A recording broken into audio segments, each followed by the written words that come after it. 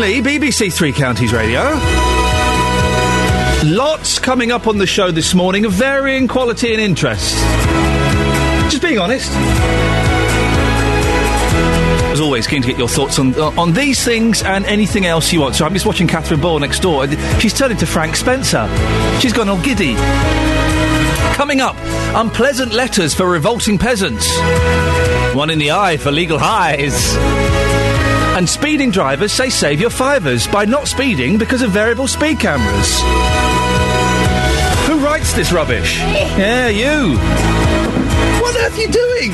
Stop trying to do the intro. This is possibly the best bit of the show today.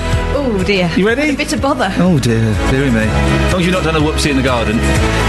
Facebook.com/BBC3CR. You can send me a text, 81333. Start your text 3CR. Or you can give me a phone call. Who's going to be the first caller of the day? Please don't let it be Dennis. 08459 455 555. Across beds, hearts and bucks. This is BBC Three Counties Radio. Just talking to your microphone, Catherine. Hello. Yeah, it's working. OK, we're ready to rock and roll. Now, a little reminder that in this great country of ours, most of us are mere minions to the landed gentry. Deal with it, Boyle. You're subservient to me. Oh, you're the landed gentry in this scenario, are you? The Marquess of Salisbury is claiming his manorial. Is that how you say that? And it's Marquis. Carry on. Does that mean why? Which is the man? The other one's a woman. So Marquis. Mm-hmm. The Marquess of Salisbury is claiming his manorial rights in Welwyn Garden City. But don't worry, he doesn't want your biggest bag of wool or first dibs on your daughter yet. This time, it's all about land. And some peasants are quite literally revolting. Well, our peasant correspondent, because she is one, Catherine Boyle, is here to tell us more. Catherine, what are your kinfolk up to these days? Thank you, Master. These are rights that were retained by the Lord of the Manor when the land became freehold, so many centuries ago. They can include rights relating to mines and minerals, rights to hunt, shoot or fish on your land, even if you own it. So in theory it means if his lordship wants to dig up land to extract minerals or take a hunt through your back garden, he can. It seems a little bit old-fashioned. Well, it would. It dates back over 1,000 years to William the Conqueror's coronation as England's king, when the feudal system was introduced. But the law changed recently, which states that people with manorial rights must lodge them with the land registry before October 2013. So that's been and gone, or face losing them. That's why some residents in Welwyn Garden City got this letter. It does give them the option to opt out, but if the Marquis of Salisbury can prove he has the rights to it, which he more than likely can, as his family have been there for many, many centuries, there's very little residents can do. I'm presuming that a peasants' revolt is occurring. People aren't happy about this, are they? Yeah, and they're actually calling the campaign the Peasants' Revolt. There's a worry that it might mean that fracking will take place on that land, or mining of that land could take place, although geologists suggest that there are no minerals of any substance in that particular area. We'll be hearing later on from Amanda White on the programme. She says she just paid her mortgage off and she got one of these letters through the door, which is why she set up the Peasants' Revolt, calling on the Marquis of Salisbury to forgo his right. I mean, she argues it's the 21st century and old-fashioned practices like this shouldn't exist. She's aware that he probably won't exercise any of these rights and it's just a formality, but she argues that the principle is there, and she's gained some following on her Facebook page and has been putting posters up and giving letters out, alerting people to the fact that this is happening. So she's working hard. What has the Lord said himself? Well, we did invite Marquis of Salisbury onto the programme, but his people referred us to his solicitor, and they've given us a statement, which reads as follows. As a result of the Land Registration Act 2002, all historic manorial rights and ownerships had to be registered by October 2013. The Marquis of Salisbury has recorded his interest in the Hatfield-Welwyn area and elsewhere, and is keen to emphasise that this is a process that records pre-existing ownership, so homeowners should not be alarmed by it. He would expect anyone seeking further clarification to do so by reference to their solicitor or to get in touch with the estate solicitors, Bond Dickinson LLP. And we did ask the Land Registry to come on, but they said that no one was available this morning. Has this occurred anywhere else? Apparently so. Similar thing happened in Bristol in September this year. Patchway Lord of the Manor, Tim Shawland, who bought his title for £7,500, by the way, sent out a similar notice, and it caused a huge outcry because residents there were worried that he might want to start fracking in the area. He told the BBC he never had any intention to mine, and the letters sent were a crazy Land Registry admin move. He said he received constant phone calls from concerned residents, including, and this is in quotes, some old people crying on the phone. I know the feeling. That will do it. Yeah. Because of the backlash, he withdrew those rights, something that the Peasant Revolt in Welwyn Garden City want to see happen in Hertfordshire. Well, thank you, Catherine. We'll be joined by a peasant after 7. But I want to hear from you this morning. Are you on the side of the Lord of the Manor? He's simply exercising his birthright, isn't he? He sounds legit to me. Or are you on the side of the peasants? Are you a lord or a peasant? 08459 455 555. Catherine, that was excellent. Will you come and join me in about 20 minutes' time to have a look at the papers? Go on, I'm doing nothing else. Nice one. If you want to take part in that, you can do. 08459 455 555. Facebook.com/BBC3CR or 81333, start your text 3CR. Morning! We've got a dilemma this morning. There's a dilemma, Crow. Look, got some cracking stories. The peasants thing is going to be a winner. Legal Highs, we did it last week. We've got some superb, exciting news on how that story has moved forward. Partly, I believe, due to us talking about speeding. Great. What we haven't got, I think you'd agree with this, Catherine, what we haven't got is anything for the listener to call in about or talk about on Facebook. Yes. We haven't really got anything like that, have we? No. So I was wondering if we could put this out to the listener. Oh, dear. Have you, dear listener, got anything that you could phone... Hang on, let me get... No. Have you got an idea for something that I can say on the radio that you can then phone in about? Does that make sense? Is that the phone-in or is that the pre-phone-in? That's the pre-phone-in phone-in. The phone-in will then become the best thing that they suggest that people can phone in about. Okay. Aha, you see? So what we need, 08459 455 is 555. ideas. Ideas for things that people can phone in about. Then we will put that on Facebook and people can then also phone in about it. Maybe we'll send Justin out to do a Vox on it as well. I mean, it's I can hear straws being clutched, definitely, but... What are you laughing for, Bets? You came in 30 minutes late. Have you got any better ideas? 15 minutes late. And get this, dear listener, get this. The reason... Oh, my goodness. Just go round and kneel in front of it. Oh, right. Go to Catherine's. Oh, no, you're not using mine. The reason you were late, Kelly Betts... I forgot I left my car here, so I opened my door and my car wasn't there. There's the phone-in. When did you forget Kelly Betts' car? Losing your car. No. Forgetting where you've put it. That's not going to work, Trying to get in someone else's. Is it? Yeah, people have done that. Is that going to work? Okay, so you set that up and put it out. Comedy car moments. Oh, no. Oh, I like that one. No. Yeah. Comedy car moments. Oh, we will get no calls on that. We'll get one call on that, and it'll be Dennis, and it'll be boring. I once tried to drive away from a well-known toy shop with a load of things piled up on top of my car.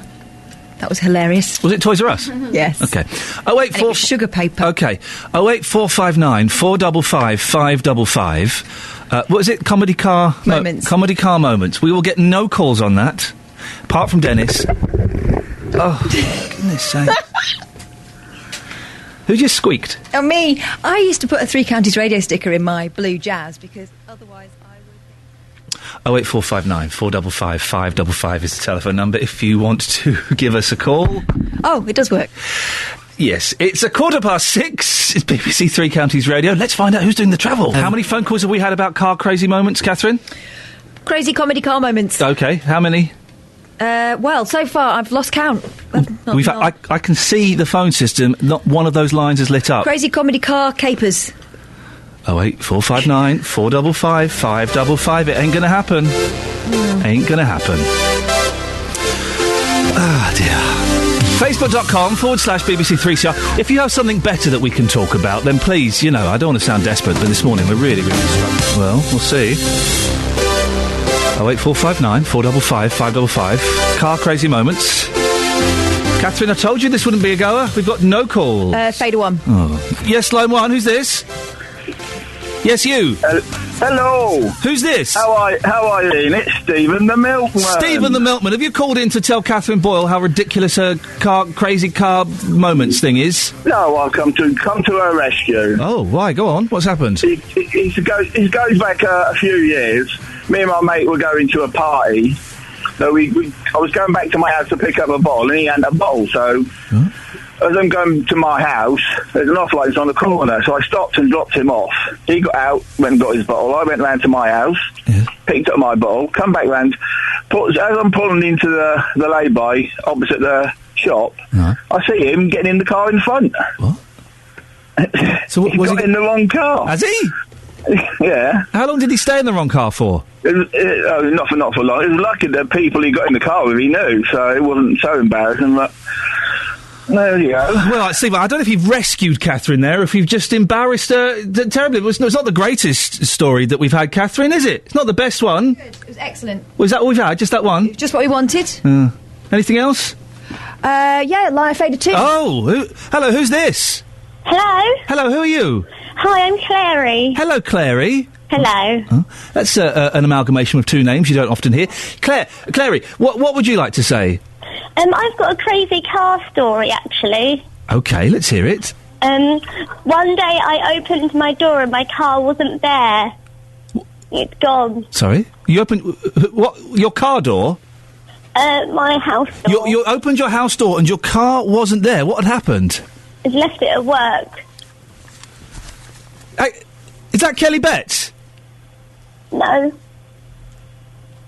That's Kelly Betts, isn't it? Then Clary. Clary's not a real name. It's not a real name. And why can't I see Kelly Betts in the studio next door?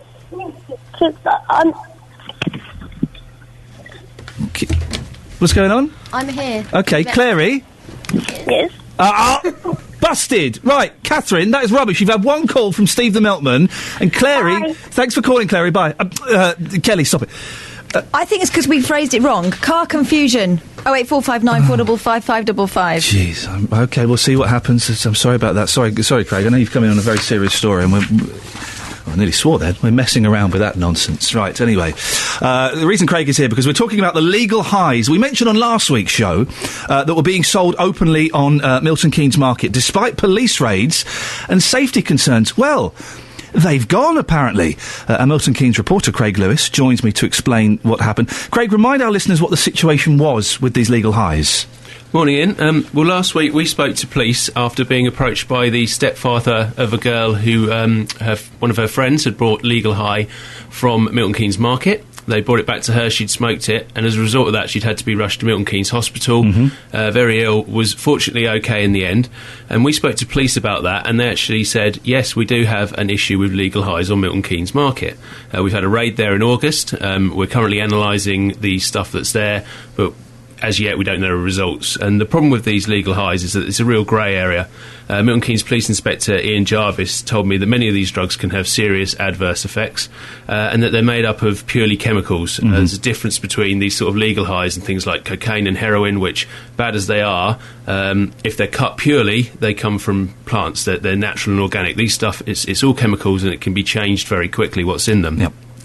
The problem for police is they're imported from China and India and often cut with other substances, including Class A drugs and cut glass, things like that. As soon as they get as soon as one drug is banned, the manufacturers change a chemical element in them and they send out a new legal drug that floods the market again. Police even say the name is misleading. In fact, they like to use the really catchy term new psychoactive substances, or NPS, because they think legal highs makes the drug sound legitimate. Give us the names of some of these drugs that we're talking about here. Well, they like to use names that makes them sound like more traditional drugs or drug paraphernalia. So we've got legal highs like Herbal Haze, Salvia, Legal Skunk, that kind of thing. Right. Last week I went down to Milton Keynes Market to try and find out just how easy it is to buy these sort of things, or was to buy these sort of things. And it was really easy. I just found a stall that had a big sign above it saying legal highs. Oh, I see, yes, discreet. A nice clue there. Yeah. Went up to the stall, handed over a £10 note, and before I knew it, I had a nice packet of something called Herbal Haze in front of me. Wow. Before I put my life in my hands and actually smoke this stuff, which is what the kids in the streets of Milton Keynes are apparently doing in some cases, I decided to read the back of the packet, and this is what it actually says on the back of this packet. It says, hazards, harmful if swallowed, causes skin irritation, causes serious eye irritation, and may cause respiratory irritation. Precautions, keep the container tightly closed, do not breathe dust, fume, gas, mist, vapours or spray. And if swallowed, call a poison centre or doctor. And this is the bit that's most interesting to me. I mean, it says if inhaled, which ultimately is what you're supposed to do with this stuff. You're supposed to smoke it. Call a poison centre or a doctor physician if you feel unwell. Herbal Haze is a research chemical and a lab reagent use only. And this product is not approved for consumption. Okay, let's have a little look at this. conduct some experiments later on. What's happened since then? Because last week these were readily available on Milton Keynes Market. We spoke to the police and they were going, well, there's not really a lot we can do at the moment. So where are we now? Well, since then we've had a real breakthrough, really. After I bought that packet of herbal haze that you're analysing there. It's blueberry flavour, by the way. Blueberry flavour. Yeah, I don't know whether that's a preferred flavour or not, but blueberry flavour. After I bought that packet, I decided to give the owners of the Milton Keynes Market, Bray Associates, a call. Yep. After I spoke to them, explained what was going on, they didn't really seem aware, which kind of surprised me a little bit since they'd had a raid in August, but... Yep. But they said they'd be happy to talk to the owner of the stall in question and get them to take the legal highs off the stall. Lovely. Also, following our programme, as you mentioned, Milton Keynes Police spoke to Bray Associates as well, and the result of all of that is from Friday, legal highs were no longer being sold at Milton Keynes Market. Well, there you go, because we spoke, was it Iain Jarvis, the police officer that we spoke to last week? That's right, yeah. And I think he's coming on the show later on today. He was a little bit reluctant last week to contact the market, but we kind of twisted his arm a bit, and it seems to have paid off. Yeah, that's right. Iain, I think, after a little bit of cajoling, shall we say, from yourself, decided that he would give them a call as well. I know for a fact that he did do that, and as I say, we've had a bit of a result here, I suppose. Craig, good work. Thank you very much indeed. Appreciate you coming in. We will be hearing from Milton Keynes Police and from Milton Keynes Trading Standards later on in the programme. If you want to have your say on that, 08459 455 555 is the telephone number. This is 08459 455 555. I'll put it out there. I don't want to embarrass Catherine Boyle. She's someone I've got a tiny bit of respect for. But I put it out there. What is it? Crazy moments that you've had in your car? Car confusion, call me now. It keeps changing. Car confusion, call me now. You need 08459 455 555. You need consistency. So, what are we settling Car on? confusion, call me now. Should we put it on the Facebook page? Yes. OK, there we go. So, crazy car moments. Car confusion, call me now. OK, thanks very much. It's 6:30. Let's get the news. Across beds, hearts and bucks. This is Iain Lee. BBC Three Counties Radio. Morning, this is Iain Lee, BBC Three Counties Radio. It's this point of the show we have a little look through the newspapers. Catherine Boyle joins me here. Good morning. Hi. 08459 455 555. If you'd like to join us, and we've thrown out this pathetic, desperate last-ditch attempt at starting a phone-in with crazy things that have happened in your car. No. It's car confusion. Call me now. 08459 455 555. Yeah, and we've had literally one call that was Steve the Milkman, which, let's be honest, was not his best call. Oh, my mate got into the wrong car. That's exactly what we asked for. Right. Lost yours, got into the wrong one. Car confusion. Call me now. We had Kelly Betts pretending to be someone called Clary, which was just, let's be honest, was embarrassing. It's a true story, though. That's only half a lie. But 08459 455 555. Let's see if we can get Justin Dealey on, because if you're so convinced by this, we'll send him out to do a Vox on it, shall we? On car confusion, call me now. 08459 455 555. Morning, this is Iain Lee, BBC Three Counties Radio. We'll be looking at the papers in a second, but I believe we've got a call. Fred's in Milton Keynes. Morning, Fred. Hello there, how are you? Yeah, I'm good, thank you, Fred. You've called in about crazy cars. I am. Well, No, it's not crazy cars, it's car confusion. Call me now. Right. Thanks, Fred. OK, thank you. Right, go on, Fred, what is it? I used to work in post offices around London doing maintenance work. Yeah. So I'd start at 6 o'clock in the evening when they shut, and I'd finish anywhere between sort of midnight and 2 o'clock. Lovely. And the licensing laws had just changed, and they were allowed to open 24 hours. Beautiful. So I thought I'd stop and get myself a couple of cans of beer on the way home to have a nice little drink before I went to bed. Little kestrel treat, of course. Who wouldn't want to do that? Fantastic. Yeah. So I saw this neon sign. I thought, excellent, 24-hour off licence. So I pulled up in the bus stop outside the shop in my transit van. Yeah. Went to climb out of the driver's door. I'd opened the door and I was halfway out. I looked over and this girl had got in. Oh, hello. She was extremely good looking. She had a very, very short skirt on. Oh, hey. Yes, and I thought my luck was in. Yeah. Anyway, turns out she was a prostitute and thought I'd stop to pick her up. Well, that's very fortunate. Did she not even tap on the window and she just got in? She just climbed in the van. And what happened then? Well, I explained very politely that that wasn't why I'd stopped, threw her out of the van and left without my beer very quickly. Oh, mate. Well, Fred, thank you very much for that. Catherine, is this really the calibre of calls we want? Someone talking about prostitutes getting into their vans? Car confusion, call me now. 08459 455 555. Justin? Morning, boss. Yeah, I'm sorry to rope you in on this, but listen, if I'm if my ship is going down, then your dinghy's going down as well. Yeah, clearly. As you know, we've been a little bit... we haven't got much for you to do this morning. I know you're going off to talk about speeding, and I appreciate that. We haven't got a light-hearted phone-in for you. Yeah. So, Catherine Boyle has come up with things that have happened in your... No. Car confusion. Call me now. Okay. 08459 455 Please, 555. not every time. Do you reckon you could get a Vox on that? I've got to be honest with you, Ian, when I joined the BBC, phone-ins like this, they just weren't in the brochure. But if you want it, I'll certainly try for you, but we really are kind of scraping the barrel here, aren't we? Hey, come on, this is the bad attitude. Sell it. Car confusion. Call me now. 08459 455 555. Please stop doing that. Justin, where are you off to now? I'm in Bedford, about to go and do a feature on thousands of people that have been caught speeding in Milton Ernest, which is a real story, of course, as opposed to car confusion. Call me now. Thank you very much, Justin Dealey. Catherine, you probably want to speak to Robbie in Cambridge. Hi, Robbie. Hello, how are you? Have you had a confusing episode in a car? Well, it's not so much confusing as just it was a bit funny and a bit downright kind of scandalous, really. Oh, tell me more.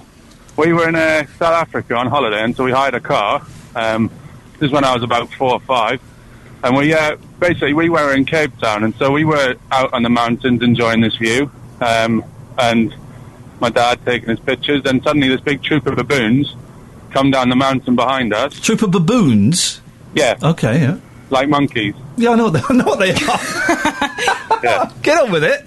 So we wound the windows up, which was fine because they're quite vicious. And then they suddenly start just clambering all over the car, which is fine, no real problems there. But then one of them tries to clamber up the passenger window, and in doing so, drags his private parts over the window. As try as we may over the next few days, we could not get this smear off the window. And then we took the car back to the car hire company, and they charged us 250 quid. Because I don't know if this is something JVS wants to take up on his show, but, we got charged 250 quid because there was this rather distinct kind of testicle mark on the window. I don't know if I can say that at 6:30 in the morning. But, yeah.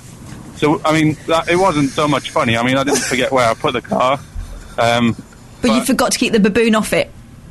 So yeah, I think it still counts. I'm counting it. There's not really much you can do when a baboon's climbing on your car. No.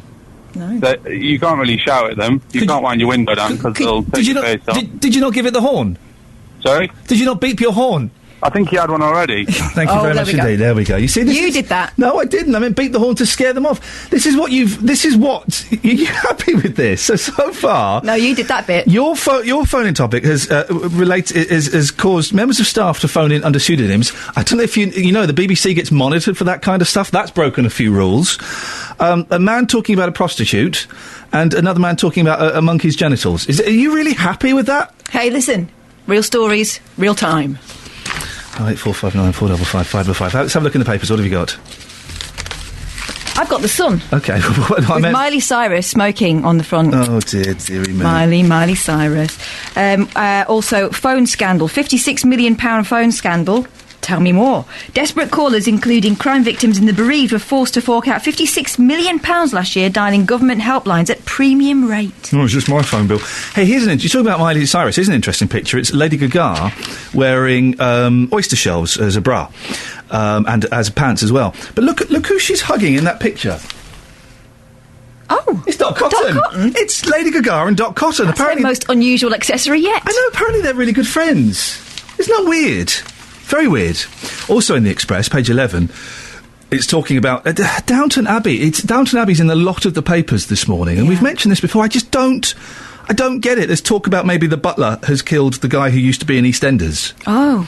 And I don't know. I don't get it. I don't understand this fascination. 11.8 million fans count days to festive TV treat. Millions of Downton fans feel bereft after the 4th series drew to a close last night.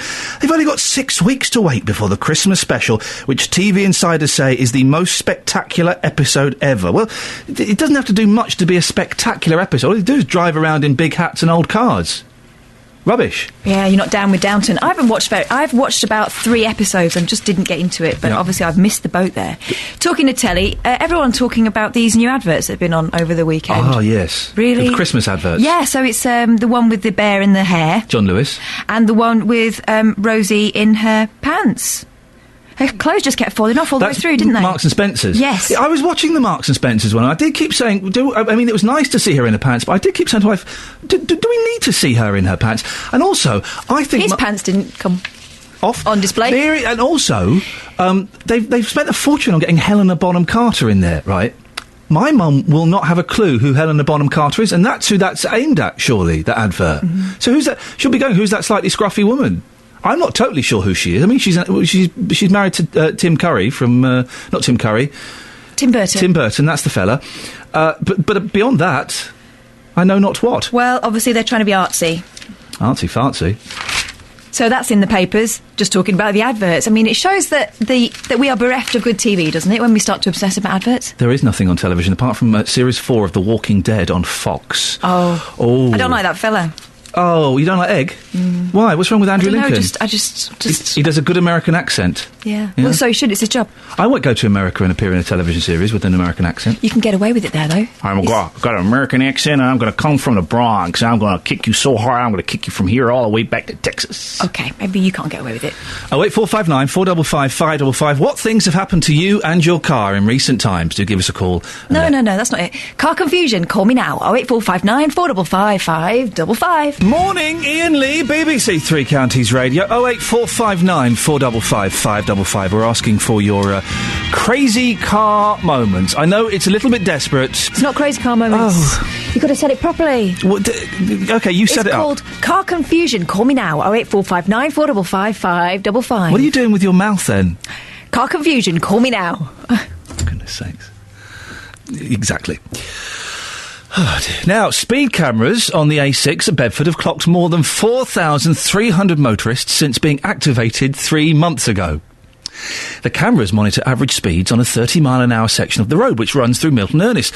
Well, we can speak to our reporter, Justin Dealey, who's in Milton Ernest now. Good morning, Justin. Oh, Justin, where are you? Where are you? He's disappeared. We'll get Justin back in a second. Those average speed cameras, you have to be very, very careful with them. I was driving along the M40 at the weekend, and there was an average section 50 miles an hour, and I was getting flashed and beeped for driving at 50 miles an hour. Oh, no, thank you. Justin, I think you're there now. Remind us how many motorists have been caught by these speed cameras since they were activated?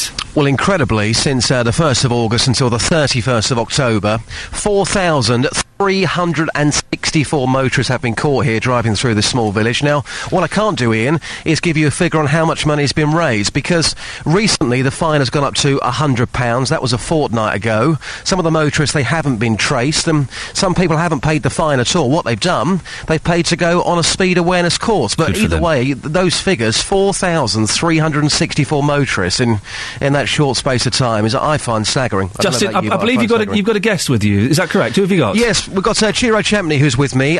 You live locally. You got caught. When did you get caught here? I got caught at the end of August this year. And did you agree to pay the fine or go on a speed awareness course? Having a clean licence, when I received the letter, I was given the 3 options: either go to court, take a AA Drive Tech course for £91.62, or take the 3 points and a £100 fine. Obviously, it's a no-brainer to take the course. So you took the course. Now, as we look here through the village, some people say these figures are incredible. It goes from a 50, certainly the route that I came in, it goes from a 50 down to a 30.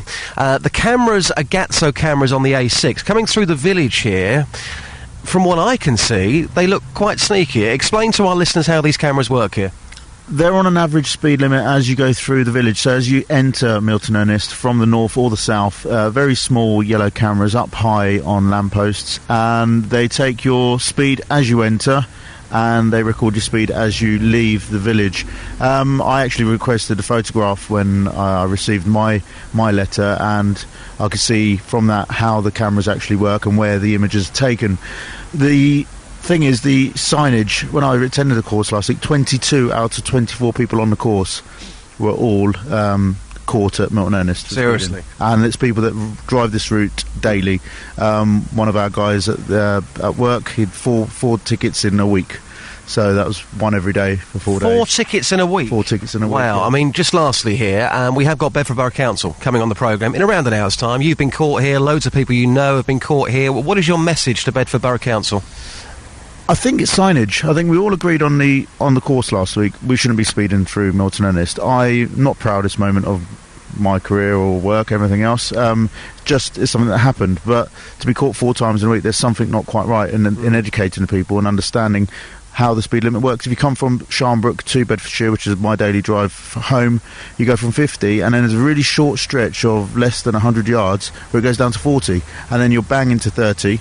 And the signage for the average speed cameras isn't amazing. It's quite, if you actually carry on driving, when you hit the next cameras, which are the Gatso ones, there's huge signs saying this is a police speed check area. Yeah. So it's a little bit sneaky. It's not really well. I agree. Shearer, I appreciate your time. Thank you very much. That said, Shearer, I think I agree with what he says there, Ian, in terms of driving through the village here. Yeah. You've got the big Gatso cameras on the A6 where it's 50, you can see those clearly, and then suddenly you come through the village and you can't really see the cameras unless you're looking very, very carefully. Is there a clear sign that says 30 miles an hour? Is there a clear sign? Yes, there is a clear sign. Then what's the problem? I know what you're saying, but what's the problem? Listen, as someone who has been caught 3 times this year, I did a speed awareness and I've got 6 points. I get annoyed, but it's entirely my fault. If people aren't prepared to drive at the speed limit, then they should be prepared to take the points. Yeah, I agree with that to a certain degree, but of course, everyone with their busy lives, if they're going just above the speed limit, if somebody's driving through here and doing, 50 miles an hour, things like that, but Chiro was doing, 38 miles an hour in a 30. It's 8 miles over... Hang on. Yeah, but for whatever reason, not everyone's speedo could be accurate. Oh, no. Hang on, no, that's a fact. I think if you talk to anybody, nobody's speedo is going to be 100% accurate. That's why the speed cameras take that into account occasionally. Okay, I don't know precisely how that works. 8 miles over a speed limit, Justin, that is excessive. Is it excessive? Yes.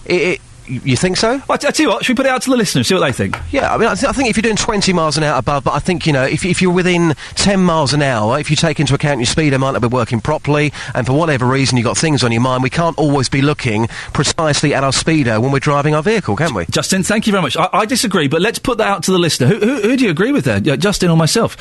Whose fault is it? Bad signage or a heavy right foot? Call me now, 08459 455 555. Listen, I got 6 points on my licence this year.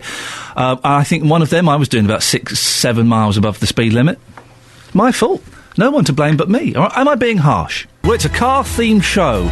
Car crazy moments. Give us a call. No. Car confusion. Call me now, 08459 455 555. This is Iain Lee, BBC Three Counties Radio. Lots coming up on the show this morning, including unpleasant letters for revolting peasants, one in the eye for legal highs, and speeding drivers say save your fivers by not speeding because of variable speed cameras. Do you have any sympathy for people who get caught speeding? Well, even if it's only a few miles an hour above the speed limit. Got a text on this, actually. Nick has texted in. If you get caught speeding, tough. 30 miles per hour is 30 miles per hour. The fact that you're not concentrating on the road or you're in a rush is not an excuse. Well, listen, speaking of someone who has 6 points, I kind of have to agree. Both those times, it was my fault. But maybe you think you should be able to go 6, 7, 8 miles an hour over the speed limit. And also, things that have gone wrong while you've been in a car. No. Car confusion. Call me now, 08459 455 555. Catherine, we really need to have a chat, please. Off air. Thank you. Facebook.com/BBC3CR. You can send me a text, 81333, start your text 3CR, or you can call me now, 08459 455 555. Across beds, hearts and bucks. This is BBC Three Counties Radio. Now, here's an interesting one that I'm sure you'll want to have your say. You thought this was the 21st century. Well, so did people in Welwyn Garden City. Until a letter from the landed gentry whisked them right back to 1066, because the Marquess of Salisbury is claiming his manorial rights. Rules dating back to the Domesday Book give him rights to people's land, even though they own it. It's fair to say they're not particularly happy, and Amanda White, who's joining me in the studio now, is leading a modern-day peasants' revolt. Good morning, Amanda. Morning. So just describe, do you live in a house? Do you own it? What's your situation? I live in a terraced house in Welwyn Garden City, and I own it absolutely outright. Have you paid the mortgage off? I paid the mortgage off about a week before this notice arrived. Good for you for doing that. That's an achievement. You got a letter through the post, didn't you? What did it say? It was from the Land Registry. Please come a little bit closer to the microphone so we can hear it. That's it's a notice B113. I'm not familiar with those. No, nor was I, and would rather not be. Informing me and other residents near me that the Marquis of Salisbury was registering his unilateral manorial rights over my property. So, and did it say anything? Did it explain that in detail, or it just? There's some notes accompanying it from his solicitors, who were obviously handling this on his behalf. Basically, this dates back, as you said, right back. It used to be something called copyhold, and then that was abolished, and the land was sold freehold. But these rights, these manorial, as in Lord of the Manor rights, were retained, including things like hunting, shooting, fishing, holding fairs and markets, and mining, mineral rights, which is what we're the most worried about. This, I suspect, is your main concern. We'll get to that in a second. When you got the letter, what did you think? How did you feel? I was absolutely furious. How dare he in this day and age, especially if I just paid off the mortgage and I was feeling so good about it. So the very first thing I did was to write to Grant Shapps, our MP, and then I produced loads of leaflets and went and tacked them up against trees and telegraph poles in the neighbourhood. I'd never done anything like that in my life before. I was so angry. I wanted everyone to write to their MPs, local councillors. And did your neighbours, did you speak to your neighbours? And yes, and I at the time wasn't on Facebook, but another lady, Kim Thomas, she had actually already started a group on Facebook, so she contacted me. And it's kind of snowballing now. People, are getting on board with us. We've got letters up in the local corner shop windows, etc. Come and join us on Facebook, etc. I'm corresponding on Street Life as well. You got in touch with Grant Shapps, your MP. What does he have to say? Nothing very useful at all, frankly. I got a letter back through his office just saying that the rights have always existed and they don't affect ownership of the property, so don't worry about it. It's completely misjudged the mood of the people. But you are worried about it, and it is. I guess it's unlikely the law is going to hold a hunt through your back garden. But it's the mining, isn't it, that concerns you? Why is that such a concern? Well, literally, the possibility of undermining our houses. And a lot of people say, well, you say it's unlikely he's going to exercise the right to hunt, but it's just the theoretical possibility. To me, it's immaterial whether he can come on my land once every 1,000 years or 24/7, 365. It's the principle that he has rights over land that I own and other residents own that get me. Let me read you a statement. We asked Lord Salisbury to come on the show. He said no. But his solicitor sent us this statement. As a result of the Land Registration Act 2002, all historic manorial rights and ownerships had to be registered by October 2013. The Marquis of Salisbury has recorded his interests in Hatfield, Welwyn area and elsewhere, and is keen to emphasise this is a process that records pre-existing ownership. Homeowners should not be alarmed. He would expect anyone seeking further clarification to get in touch with his solicitor. What do you make of that?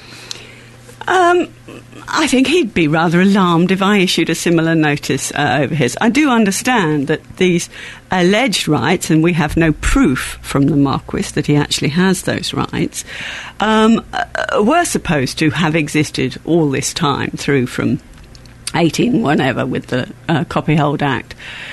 But there is no proof, and there was previously no record. So I, along with others in Welwyn Hatfield, have bought land from the council, and regular searches showed nothing because these rights were previously not you would registered. think that would have come up in a land registry search or something. It would.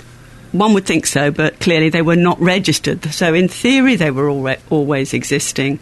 But as I say, we have been provided with no proof of this. Has your Peasants' Revolt got much backing? We're beginning to get some of the local councillors are coming on board. But again, I wrote to one of my councillors 2 weeks ago and haven't even had an acknowledgement. So I think in Hatfield... Write again. Seriously, this is what I've learned from doing this and listening to Jonathan's show. Yeah. Keep writing and keep phoning until you get something back. Yes. Well, we'd like them on our side, actually. I think they should be defending us. And, as I say, some of them are coming on board now. I've been corresponding with them. So we're going to keep going with that. And I want to shame the Marquis into giving up these rights. If he's not going to exercise them, why register them? All he can do is blight our properties and cause distress to us residents. Where do you go next? What do you do next? We're talking about marches and what have you. Again, not something I've ever done in my life. I'm also going to be in touch with the Equalities and Human Rights Commission later this morning, because that includes, under the Human Rights Act, my right to peaceful enjoyment of my property. I don't feel I have very peaceful enjoyment of it at the moment. So we're looking for ways. Some people are looking for sort of legal loopholes to get this undone. Again, I would like proof provided, whereas none has been. Otherwise, it's can we approach it from other angles? We want to shame him into giving this up, frankly. Have you had any direct communication with Lord Salisbury? No, I haven't. See, that's disappointing, isn't it? It is. I mean, this just came through his solicitors and the Land Registry. No announcement, no letter, nothing. Until you get in touch with him when he makes a statement. I just think he's not realised how outdated and how furious people are about this. Absolutely furious. If people want to get involved with your campaign, what can they do? Where do they go? Well, go to Facebook, and our group is in Hatfield Residents Against the Marquis of Salisbury. You can't miss us there. Right. And join up, and it's such a great way of sharing news. You know, we've, as you mentioned, he has property elsewhere. A woman from Liverpool joined us on Facebook saying up in Liverpool she's been affected by the Marquis's unilateral notice as well. And as this is growing, people are getting different ideas, looking into different angles for this, and it's a great way to share information. Are you not concerned that maybe this is just you're making a mountain out of a molehill? This is just a legal thing that he has to do just to cover his back, but no one will notice any change? He doesn't have to do it. He could have chosen not to do it, and there are cases in Bristol, for example, where due to public opinion, the Lord of the Manor there dropped those rights. So he doesn't have to do it. A mountain out of a molehill? No. This is an English woman's home is her castle, or I thought it was until this came along. In the 21st century, there's no room for this bullying and greed, frankly. Amanda, I appreciate you coming in this morning. You're right, it's very, very early. We could have got you on at 6, so you got off lightly. I'm very glad it was a bit later. Keep in touch with us and let us know how the campaign goes, and we'll probably speak to you again in a few weeks. Thank you very much indeed. That's Amanda White. If you want to have your say on that, you're more than welcome to 08459 455 555. On the subject of speed cameras, there are some residents in a village who are very upset because they've been caught by average speed cameras. Richard's in Bedford. Good morning, Richard. Good morning, Ian. What would you like to say? Well, I think the blame is both, isn't it? Bad driving and because the signing is very adequate there, but there isn't a signing warning you there's an average speed camera. I didn't know that. I know where the camera is. It's a yellow one coming in from Rushden, high up on a post. Right. And where's the other one then going out? Because cameras have got to, I think by the law states, the cameras have got to be visible. There are several cameras, aren't there? There is a Gatso, your normal... I know where the Gatso is when you starting to go into the bypass. And there are two average speed cameras. But surely, if you're speeding... You're speeding, and you should. Right. Yeah, you shouldn't be. And you get caught. You got, you got choices. What you get points or take the course. But you need to see the other camera. Where's the other camera? I didn't know. Surely there should be signing warning you there is an average speed camera, like there are when they put these average speed cameras up. They give you plenty of adequate warning, but they don't there. So where is the other one then to give you the average speed? Richard, we will find... Justin Dealey is there this morning. We will find out the exact location, not in any way to tip people off, but just so you are aware. And I think there is signage there. It just could be argued it's not particularly clear. But my argument is, and I don't want to sound, unfair, if you're speeding and you get caught, whether it be an average speed camera or a Gatso, it's kind of tough, isn't it? Isn't it? Really? I haven't got any tea bags, Kelly. Okay, sorry. I'm interrupting this bulletin to sort out a tea. So, yeah, just thank you very much indeed. It's kind of your fault, isn't it? I know we get a bit bitter when it's average speed cameras. We feel cheated, but should we? I've just got a tweet here, and I think this... I hadn't picked up on this. Apparently Justin Dealey earlier on said you should be allowed to speed, quote, if you've things on your mind. I didn't... If that's true... I've just had a tweet on that. Thank you for that. If that's true, I hadn't picked up on that. That is... It's an unusual attitude to have towards speeding, isn't it? We'll find it and see if he did say that. Lots on the show this morning. Lots to do about cars. It seems to be a car-themed show. We'll talk to Stephen in Redbourne in a second about speeding. But earlier on in the show, we weren't desperate for content, but let's just say we didn't have much.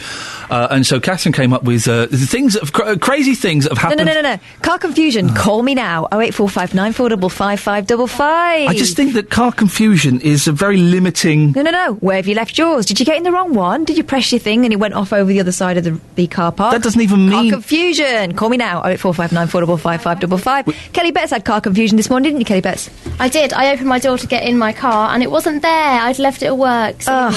Confusing.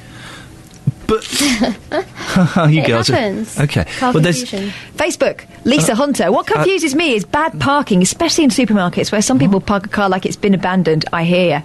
Something else that confuses me is people who've apparently passed their driving tests yet do not know what a no entry sign is and then proceed to drive the wrong way in a one-way street and then have a completely sat-nav sav out you when you dare... they completely sav out you when you dare to tell them they're in the wrong. Sarah. That's Facebook confusion. That's Facebook. That's not car confusion. That's Here's one. Car Ruth annoyance. Roniansky on Facebook. My husband is partially sighted and has problems seeing other cars, especially when it's dark. This has led to him several times getting in the wrong car and frightening the occupants, especially when it's an elderly person. Oh, dear. You're now producer of this show. I've had some great producers since I've worked here at BBC Three Counties Radio. Have you ever done car confusion? Call me now, 08459 455 555. We've had Laura, who was excellent, producer Laura, producer Tara, who was wonderful. Yeah. Do you really think... sorry? You've missed me out? Yeah, I'm talking about the good ones. You should ask yourself why you go through them so quickly. Do you... And why am I still here? Yeah. Do you think you're meeting the high standards that they have set for this show? They haven't done car confusion, have they? Call me now. 08459 455 555. Across beds, hearts and bucks. This is Iain Lee. BBC Three Counties Radio.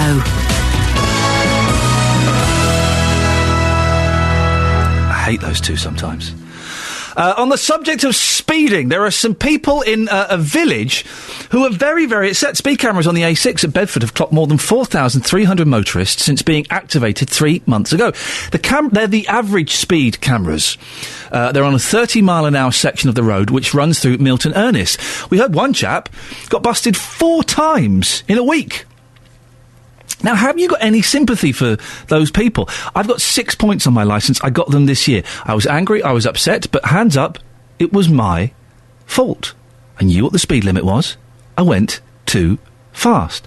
And we find those average speed cameras annoying, don't we? But really, we shouldn't be speeding.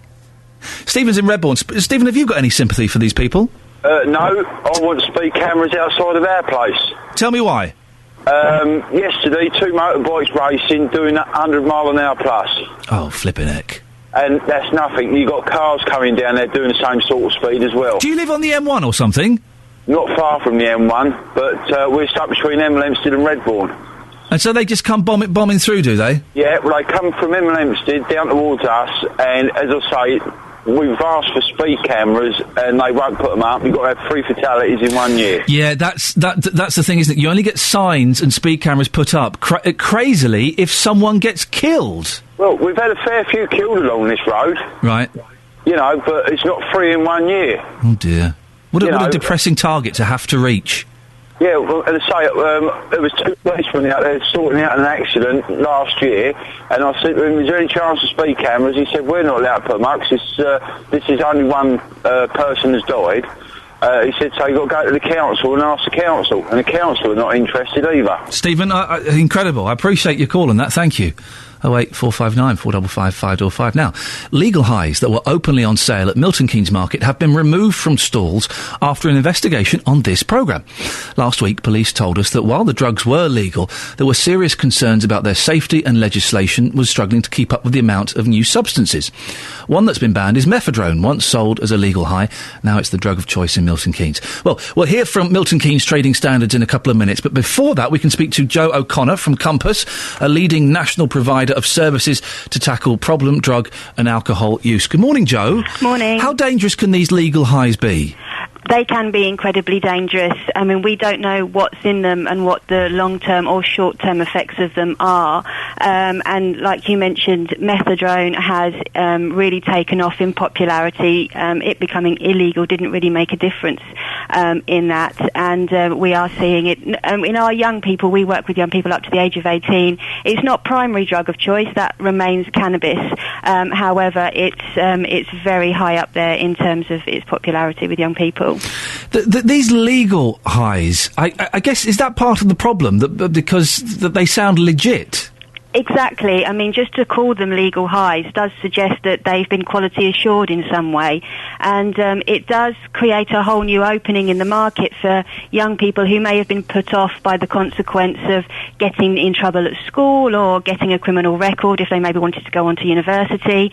With that consequence removed, it opens up, like I say, a whole new market for dealers of legal or illegal drugs to young people who don't really have to worry about that if they haven't been criminalised. Young people are curious and they are interested, and some of them are always going to experiment, aren't they? Exactly. Is there any real harm in them experimenting with these? The short-term effects would suggest, and this is also backed up by people who have used illegal substances, that these legal highs are actually stronger than the substances they're designed to mimic. So, for example, people who have been using cannabis for 20 or 30 years won't touch herbal haze because it's too strong. Therefore, like I say, the overdose potential is higher because we don't know what's in them, but also the types of drugs that young people are being introduced to at the experimental stage are a lot stronger than traditionally with the illegal substances. Joe, if young people or people of any age want help with, may have some questions or want help with drug problems, where can they go? Well, we are commissioned in Milton Keynes to provide support for young people up to the age of 18, but we also offer advice and guidance to parents and professionals, so they can get in contact with us. And for those that are over 18, our adult providers are CRI. Joe, I appreciate your time this morning. That's Joe O'Connor from Compass, a leading national provider of services to tackle problem drug and alcohol use. So I'm joined now by Steve Rycraft from Milton Keynes Trading Standards. Steve, I'm guessing it's impossible for you to police these legal highs simply because they're legal. Yeah, it's very, very difficult. I mean, as Joe's already explained there, the word legal meaning something or implies that the product has actually been attested or approved in some way. And obviously, clearly, that's not the case. For the use and what they're being used for, these items aren't being tested. I understand that trading standards have been called by companies asking for advice on how they can sell these legal highs. Is that right? Well, the problem being is, the way that they're being described, they're being described as research chemicals. Now, obviously, if it's a research chemical, it requires to comply with certain legislation. And people, we've had approaches from companies asking, how to comply with the labelling requirements for a research chemical. Now, there's no way that we're endorsing the fact that what these items are actually being used for. But if it's being used if it's being sold as a research chemical, then it has to require a certain piece of legislation. What would you like to see done, Steve? Oh, I'd like to see us have stronger powers to actually deal with these items. I mean, at present, there are pieces of legislation that we can use.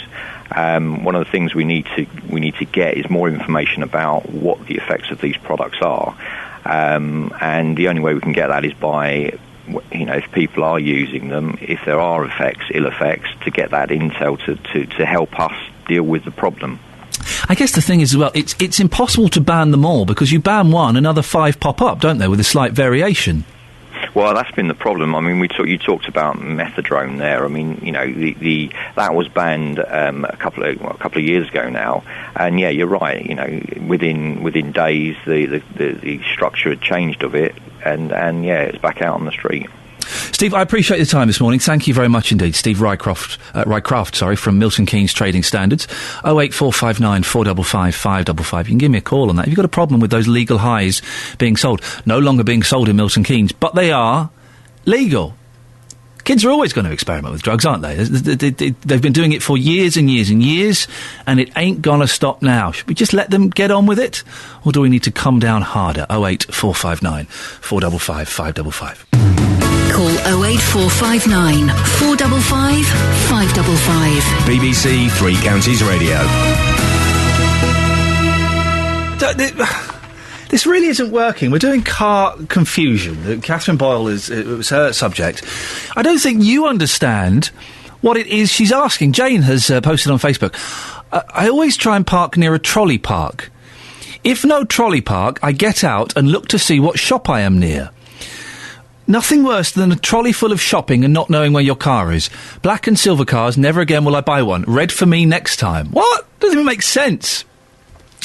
On the subject of speeding, there's speeding, what do they call them? Cameras, average speed cameras in Milton Ernest. And people are disappointed and upset. 4,300 people have been caught speeding in the past few months since they started. Well, do you have sympathy for these people? One chap was caught 4 times in a week. Do you have any sympathy for these people, or is speeding? Richard in Flitwick says speed cameras on the A6 at Milton Ernest were widely advertised on 3CR when introduced. Plenty of signs you shouldn't be driving if you are blind. It's a little bit harsh, but if a village is 30 miles an hour and you drive through it at 38 miles an hour, you're speeding. There is an argument, should there be a little bit of flexibility around the 30 miles an hour? Well, I don't know. But if you're caught at that speed, then you are speeding. So, should you get the points? Or the speed awareness course? Do you have any sympathy for these people? I'm struggling a little bit. And I've got points. And I hate it when that letter comes through. It's like, oh, nuts, not again. I'm hoping, touch wood, I've learnt my lesson. I have pretty much. I drive at 55 or 60 miles an hour on the motorway. Have you got any sympathy for these people? They say there's not enough signage, that it's confusing, it's not fair. 08459 455 555. Am I being a little bit harsh? On the subject of mishaps with your car, fun things with your car, this was Catherine's ridiculous topic that she's come up with this morning. Car confusion, call me now, 08459 455 555. Why? Jane JJ Johnson says, I always try to park near a trolley park. Done that one. It's not car confusion, it's just car stupidity. I always put a sticker in my car when I had a common car. To say so what? I knew it was mine. I didn't try to get in other people's. Yeah, there's a way of identifying your car. It's the registration plate. Yeah, but sometimes you just, put a sticker in your car. For a blue car. Do you want to talk to Jane? Because I've really got no time for this. Speak to Jane in Aylesbury. Hi, Jane. Hi. Hello. Thank you for calling me now on the subject of car confusion. What happened to you? What's wrong with Ian this morning? I don't know. He's in a right funny mood, as usual, to be honest. Monday. So what happened to you, Jane? I had a red Nissan, right, and I changed it for a grey one, and I went shopping, and I was looking for the old car. Yeah, I've done that. It's easily done because your brain is so tuned to your other car that I think I'm about 20 minutes around this car park trying to find a car that I didn't have. Oh, Jane, what are you like? Ian, see? Car confusion. It does happen, Ian. It does. It does. Happened to Jane? I'm probably not the only one that's done that either. I bet you're not. 08459 455 555 if it's happened to you. Across beds, hearts and bucks. This is Iain Lee. BBC Three Counties Radio. On the subject of speeding, it's Peter in Walmer Green. Good morning, Peter. Good morning. Peter, we've not spoken for ages. Where have you been? I've been on other stations, actually. Sorry? I've been on other stations. Why? I lost interest in some of it, but that's on there, basically. What bits did you lose interest in? That's it's various things, anyway. Well, listen, because it's your BBC, right? Yes, so if you tell us where you lost interest, we can see if we can make sure you don't lose interest again. Well, I just feel that basically we're not altogether getting the truth anymore, the whole truth. Oh, where do you think the BBC? It's very difficult to place it, put a finger on it immediately without looking back on what I've heard and listened. And is that the BBC in general, or is that me, or is that this station? What do you think? Parts. You can't specify really, but it doesn't seem to ring. I've got great faith in the BBC. Yep. I believe that they should be telling it as it is. Yes. Not as they think it might be. Right. Or in their own mind what it might be. Yep. Just as it is. Okay. We are the only people who I can find that should be totally independent. Right. But yet I don't get that. But yet you've been listening to other stations. What other stations have you been listening to? LBC, Radio 5 Live, several, you know. Yeah. Have you been listening to Heart? No. Good. Too much music. Too much music. They're my nemesis. As long as you've not been listening to them, I don't mind. You can listen to the others, although LBC has gone downhill in the last 7 years. Yeah. Peter, you've called in about speeding. Have you got any sympathy for these people who've been caught with the average speed cameras? No, I strongly believe that we should be more strict on speeding. Go on. Because it kills a lot of people. And I think that anyone who's been caught for speeding 3 years 3 times, they should be banned for 5 years. Oh, wow.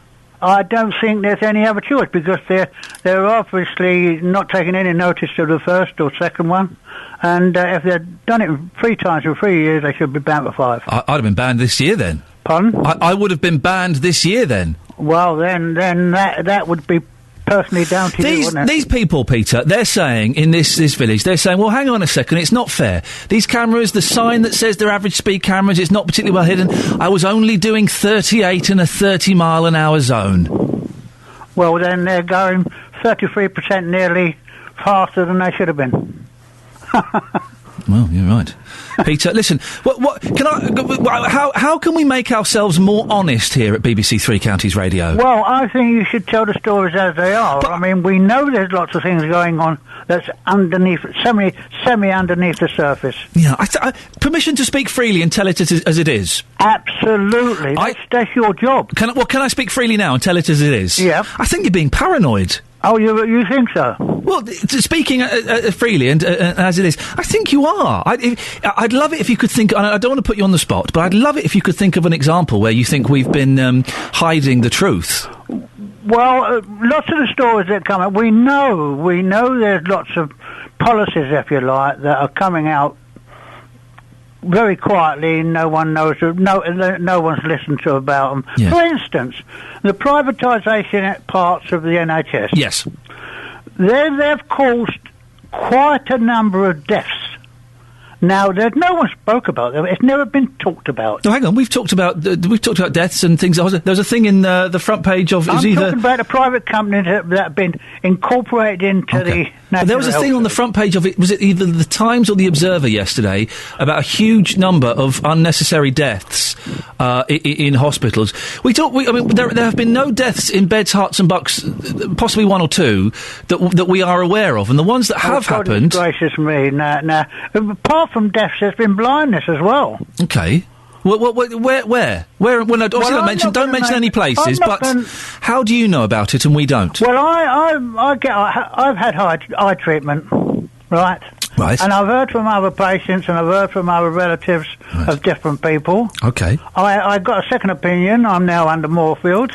Okay. Yeah. And I'm sure they're doing an excellent job. So I know quite a bit about that. Okay, but when you said that people have gone blind, not at Moorfields, but people have gone blind. Where and when? Not having their appointments made, on time. You know, Peter, you know someone who has gone blind because their appointment was not made on time. Not as a person. Not as a person. You see, they would have to be a person for it to be a story. Well, I'm afraid not every story, unless you investigate it, comes to light, and there's lots of things that don't come to light. Well, apparently, but you don't know of any of these stories. This is the thing, you see. We can't have anecdotal evidence. We need facts.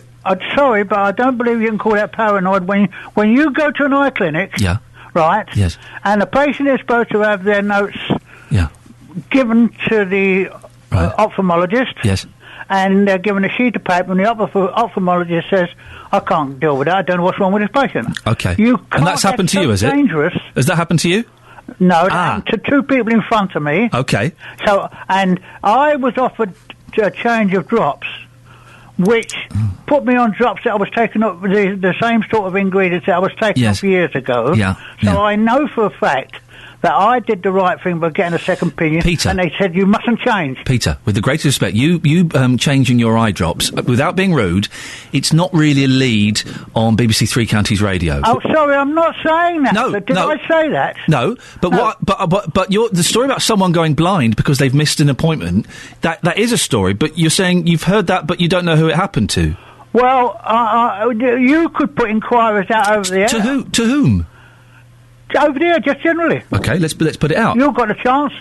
Have you gone blind because you had an eye appointment cancelled? 08459 455 555. That's fine. But that's the sort of a journalism now that makes sense. Well, Peter, I appreciate your comments and your constructive criticism, and hopefully we'll get lots of calls flooding in from people who've gone blind because they've missed an eye appointment. Yeah, okay. And when we win a Sony Award, I'll mention you in my speech. I don't know how many lots you're going to get, but I do know there has been some. No. Peter, I appreciate your time. Thank you. Listen, it's your BBC. It's your BBC. If there is a story you think we should be covering, then do give us a call. Peter there has an exclusive. People have been going blind in Beds, Herts and Bucks because they've had eye appointments cancelled. Well, if that's you, give us a call, 08459 455 555. Go to facebook.com/BBC 3CR or send me a text, 81333. Start your text, WM. On the subject of what Peter was saying about he doesn't believe the BBC and BBC Three Counties Radio is giving the whole truth, that they're censoring things. Well, Pat has texted in. I agree with Peter's comments. Presenters doctor texts. In other words, you end text with the word so-and-so, and so on and so on. These texts read in full, so on, etc., etc. Pat, thank you very much for that. You see what I did there? We're getting emails. William has emailed in. Dear Ian, I agree with Peter about the BBC bias. A good example of this was last week's Question Time on BBC TV. Well, Peter didn't say bias. The word bias never popped up. He felt we weren't getting the whole truth. And again, you could level the accusation at Question Time. I've not seen it for a while. How does it appear on this show? And if I genuinely don't think that there is bias on this show. Not much bias. It's hard to be completely impartial. I don't think there is much. I'd love it if people could point out specific examples on this show so that we can improve.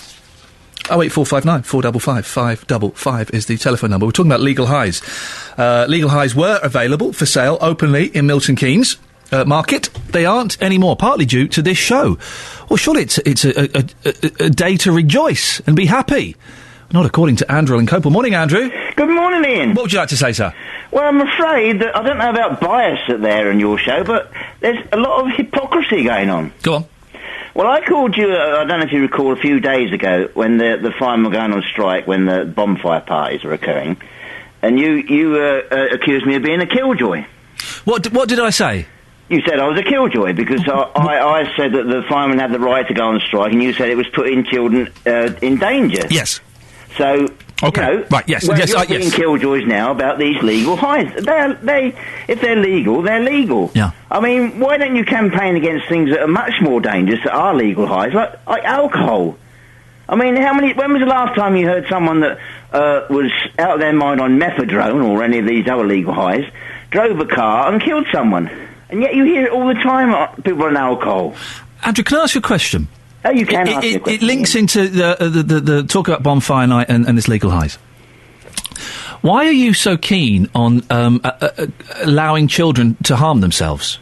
I'm not keen on allowing children to harm themselves. I was defending the rights of firemen to strike. Okay, on a night when people will be having fireworks. Responsibility on a night, just to clarify for people who missed it, you were keen for firemen to strike on a night when people will be having fireworks and bonfire. I wasn't keen on firemen to strike. I'm never keen on that. But that would be ridiculous. That was their right. So I was keen on defending their right to strike. So you're defending their right to strike.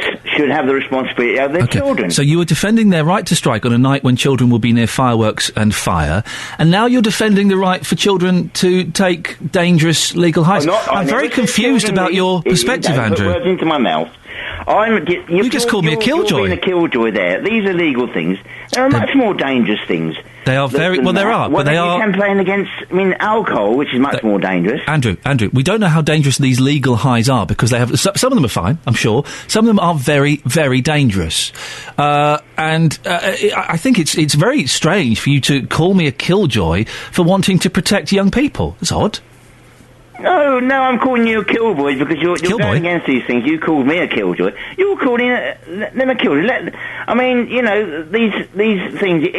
It's the very fact that they are legal that tempts people into it. So Why, hey, no, listen, it's fine. Andrew, no, actually, now I think about it, you're right. Yeah, we should let young people go to markets in Milton Keynes and buy all kinds of weird plant food and weird chemical agents that have been made in China and Russia, and we should just let them smoke them and snort them. No, you're absolutely right, Andrew. I hadn't thought of that, even though some of them are cut with glass. You're twisting around what I'm saying. You're campaigning against it. What are you saying, there are things then? that are much more dangerous. Why don't you campaign against them?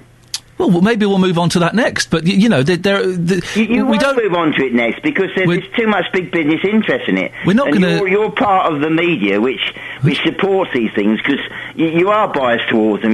There's never big campaigns against... Biased towards who? Alcohol? Tobacco and alcohol, is there? When was the last time you heard a big campaign against that? There's all these sensational documentaries about things like heroin and that. The last 9 years of my life have been a campaign against alcohol, Andrew. I've never heard you campaign against it, Ian. Well, no, because it's a private campaign, to be honest. What am I going to do? You're scared to put it out on the media because you're part of this big media machine. What? You can do it as much as you like in private. Scared to put what out? To do it. You wouldn't keep your job, Ian, quite frankly. What am I scared to do about alcohol? I'm not scared to campaign about it. You don't talk about it because there's too many big business interests. And if you started a campaign on this programme about alcohol... To do what? To ban alcohol? No, not to ban it. What do you want me to do? To restrict it. You'd be out of a job. You'd be getting your P45 within days, Ian. I'm sorry, you don't do it because of that. I mean, you may campaign in private. Andrew, what's the point of that? That's not campaigning, gosh, is it? You talk about conspiracy theories and paranoia. What can I do? A bloke who used to be a comedian on television, I now present a local radio breakfast show. What can I do to campaign against alcohol? You've sold out, Ian. You were much more daring in the past. I was young and I didn't have a mortgage and 2 kids to feed. I'm 40 now and I've got a huge mortgage and I want to feed my children. Yeah, but you're still a bit irreverent on Channel 5, aren't you, when you're on that... When I'm talking about Big Brother, yes. When I'm talking about those idiots on Big... Yeah, but why don't you adopt that same attitude and go after these things while you're on air? Because you're frightened of getting your P45, aren't you? Well, no, I won't get...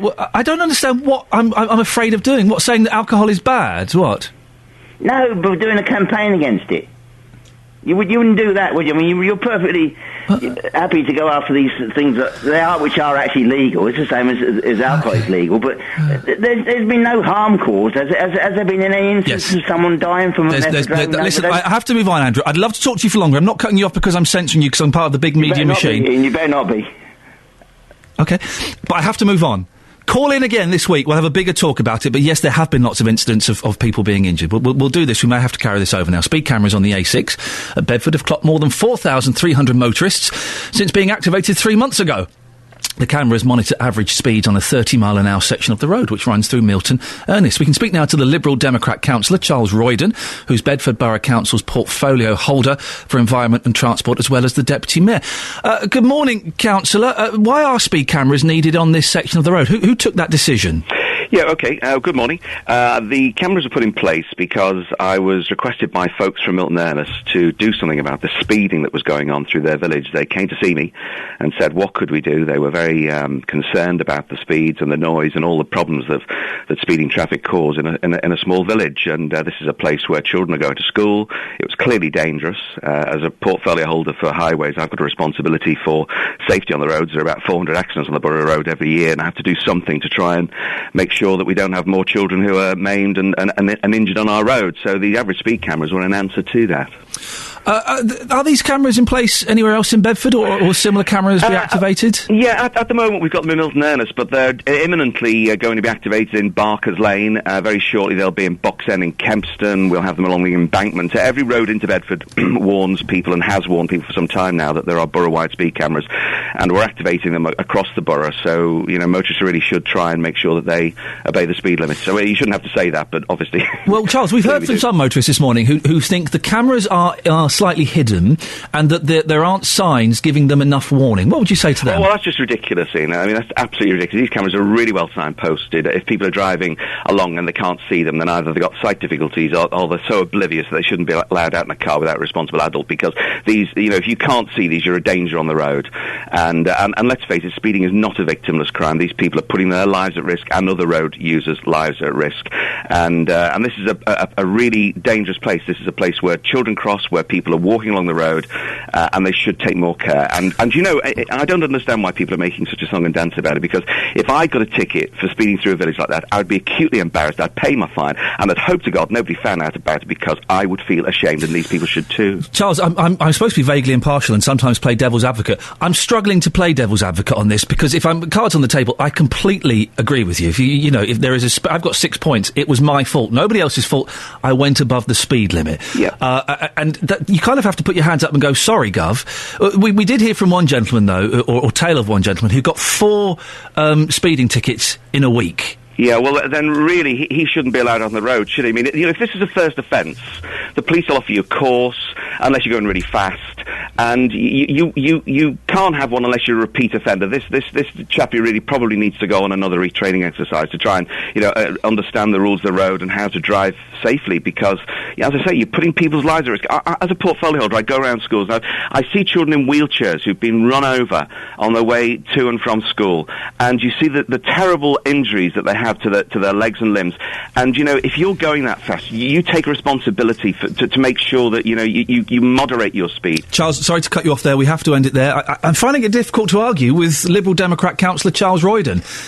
Do you agree with him? 08459 455 555. Justin Dealey, stay there. I want to give you a full crack of the whip. We'll come to you after the travel and the news. Well, it's been a fiery show this morning. We've talked about bias and hypocrisy and lies, not just in the BBC, but here at BBC Three Counties Radio. Arguments about drugs, about killjoys, about putting children in danger. Really feisty. Thank you. I love it. It's days like this where I think, this is the kind of show I would like to listen to if I were driving to work or doing the school run. So thank you for that. Keep it up. We love it. More coming up between now and JVS at 9 o'clock, including unpleasant letters for revolting peasants, one in the eye for legal highs, and speeding drivers say save your fivers by not speeding because of variable speed cameras. Facebook.com/BBC3CR. 81333, start your text 3CR. Or do as lots of you have done this morning. Thank you so much. Give me a call. 08459 455 555. Across beds, hearts and bucks. This is BBC Three Counties Radio. And by the way, I don't want to make it the main theme of the show, but I'm happy to try and defend the output of this show specifically, the station and the BBC to a certain extent, although it's out of my remit. But this show, more than happy to. And always open to constructive criticism. It's your show, dear listener. Right at the beginning of the show, we were kind of struggling for a phoner, so Catherine Boyle came up with crazy things that have happened to... No.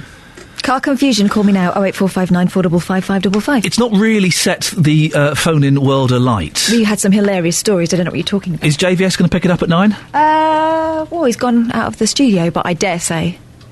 Okay, so things that have happened to you and your car, give us a call now. Yeah, did you put it somewhere and forgot about it? Did you try to get into the wrong car? Hilarious stories. Call us now, 08459 455 555. Unbelievable. We're talking about speeding as well, on the subject of speeding, because speed cameras on the A6 at Bedford have clocked more than 4,300 motorists. They're the average speed cameras, so slightly different from the Gatso ones, and they are on a 30-mile-an-hour section of road which runs through Milton Ernest. Lots of the residents and the people who use that road are very disappointed. Not finding much support for them at the moment. Hazel's in Radwell. Hazel, do you support these drivers who've been caught? Good morning. Good morning. No, definitely not, because the signage is adequate on the notification of the cameras, right, and all the speed signage is perfectly adequate. There's no excuse really. I live in the next village to Milton Ernest, which is Radwell, and also the adjoining village of Felnisham, We have an ongoing speeding problem through our two villages. Our parish council has tried for us to get some speeding control in place. We have a 30-mile limit through the village, which opens out into a national average on a short stretch of road between Radwell and Felmersham, and then it drops down to the 30-mile again. People still ignore this. We have two small stone bridges in each village. They're not built for heavy, big traffic, definitely not for speeding traffic. Some of them, they have obscured bends, and also up through Radwell, there is a slope, a hill up through the village, and cars come down that hill at ridiculous speeds, well over the 30-mile-an-hour limit. And the times, I live fairly close to the river bridge, and the times I hear screeching brakes and wait for the bang is innumerable. So we definitely badly need some speeding control, extra speeding control through our villages. Well, we spoke to Councillor Charles Royden. I think Radwell was one of the places he mentioned that they were looking at installing cameras. So that could be... You'd welcome them, would you? We would welcome them, definitely. We definitely need some form of traffic calming through this area. Hazel, I appreciate your call. Very little sympathy for the upset drivers. We'll speak to Justin Dealey in about 25 minutes or so to get the word on the streets to find out exactly what it is. But I do think I'm struggling to be impartial on this, if I'm honest. And I've got points, 6 points. Not proud of it. Got caught. Thought I'd learnt my lesson. Didn't. Got some more points. I'm an idiot. You get caught, though, it's your fault, isn't it? Lots of text here. All cars in the UK should be governed to a maximum speed of 75 miles per hour by law, says David. Pete in Stopfold says, why are people complaining about how visible the average speed cameras are? Surely as long as the area is signposted well enough, how visible the cameras are is irrelevant, as it's an average speed for all of them. Slowing down for them wouldn't really make a difference. Stick below the limit and you'll be fine, says Pete in Stopfold. Vaughn says, travelling 30 miles an hour through a village this morning and I was overtaken. Obviously that driver has no idea what a 30 mile per hour limit means. Bring in more cameras. And Tim in Bromley says, I fully support the cameras in Milton Ernest. A 30 miles per hour limit is there for a reason, and you shouldn't speed through villages anyway. I drive through that village all the time, and if you can't see the signs, then you are an idiot. 08459 455 555. Hey, now just look at you. Yeah, you, dear listener, with your clean faces and soft hands. Some of you have even been to school and read books. But don't let all that soap and free education fool you. You are nothing but peasants, especially if you live in Welwyn Garden City. The Marquess of Salisbury has sent letters to his minions claiming his manorial rights in Welwyn. But don't worry, he doesn't want your biggest bag of wool or your son to fight in his private army. It's 2013 and this time it's about land. Or some residents have launched a counter-campaign called the Peasants' Revolt. But do they stand a chance against thousands of years of history? Well, let's hope Judith Bray, who is a land law expert from Buckingham University, can shed some light. Good morning, Judith. Good morning. Manorial rights, what exactly are they and how long have they been around? Well, manorial rights have been around since the Norman Conquest, so they've been around a long time. They link to the title of Lord of the Manor, which I think Lord Salisbury is claiming as Lord of the Manor. Their right to enjoy a right over someone else's land, which originally linked to the manor. So you granted your subjects enjoyment of the land, and in return you reserved yourself the right to hold a fair, a right to shoot or fish or take minerals from the land. Now that relationship has all gone now, but the rights have remained. And could they be legally enforced? Well, they can be legally enforced. The position that why it is in the news at the moment is that they were what were called overriding rights, and they were actually rights which the government had issues with. So in 2002, the Land Registration Act was passed, which included manorial rights and a long category of rights. And the position in 2003, when the Act came into force, was that these rights, called overriding rights, a certain number of them could no longer be enforced unless they were on the land registry title of the land over which they wanted to enforce the right. And the date was October the 13th, 2013, and that's why it is now in the news, and that is why certain landowners, including the one you mentioned, Lord Salisbury, are trying to ensure that those rights go onto the register. We spoke to a resident earlier on in the show, Amanda, who is concerned. She's concerned about fracking because of the fact that he can extract minerals. But also, she's just paid off her mortgage and she feels slightly indignant, to put it mildly, that someone kind of has ownership of the property that she owns. Well, it's difficult for me to advise on an individual case without knowing all the details, but all of these rights that are now, the landowner is trying to enforce were enforceable and are now enforceable. The reason they're putting them onto the land registry title is because if the land is then sold, that right would then be binding on the purchaser.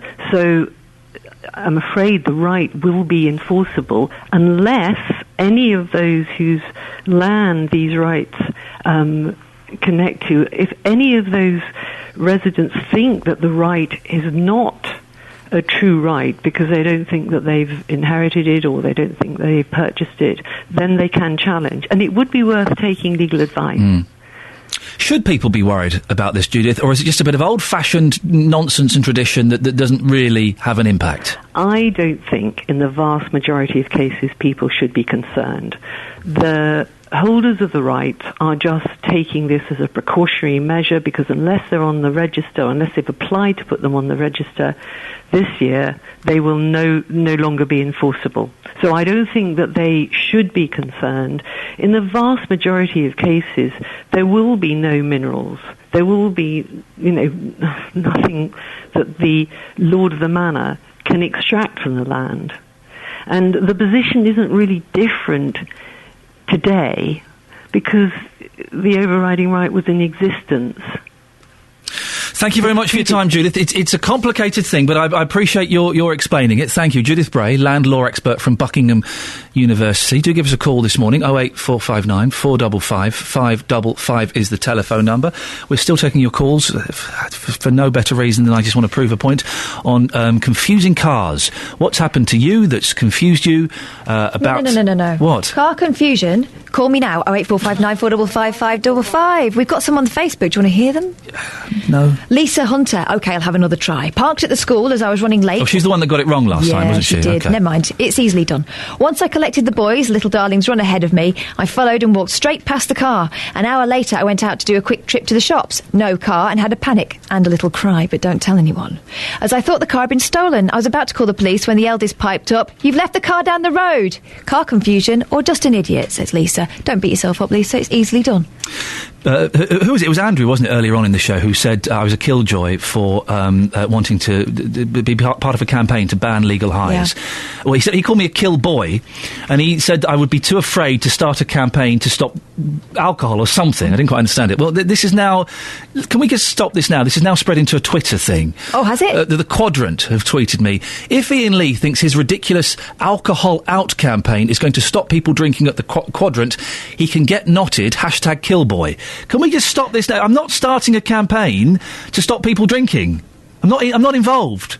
Partly, that was Andrew's idea, wasn't it? It was Andrew's idea, partly because I don't want to lose my job, and I would do if I started a campaign to do that. I'd get the sack. I wouldn't. Let's keep this brief.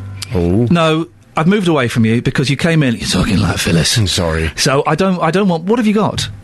Well, I don't know. I think I might just be on the verge of some kind of terrible illness. Oh no, don't, because when I get a cold, it goes straight to my chest. I have to take 3 or 4 days off. Oh. It's bad for everyone. It's bad for me. If I don't work, I don't get paid, and the listeners have to put up with James Whale. So I'm joking. I'm joking. But I can't. If Christmas is coming up, I can't afford any more sick days. You have actually moved away from me. Yes. It's okay. I won't get any closer.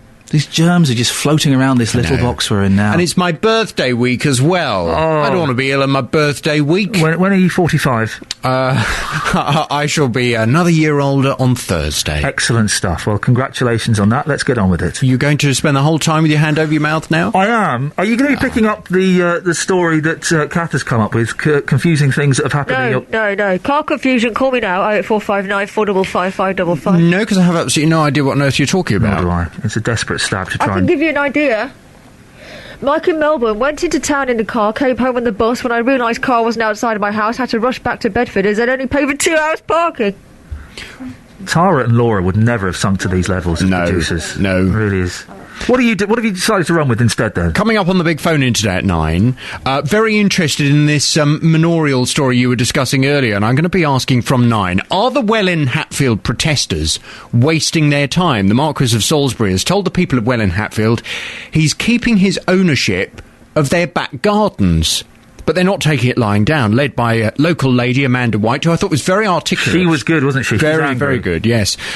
Locals have launched a modern-day peasants' revolt demanding he gives up his manorial rights. Yeah. Well, I'm just wondering, I mean, do you sympathise with them? Do you think absolutely you can understand why they are so upset about this? If you had paid your mortgage off, if as far as you were concerned you owned your home, and then to suddenly find actually some member of the aristocracy says, well, actually no, all the time it was my garden, where you think you live, that's actually my land, would you also be upset?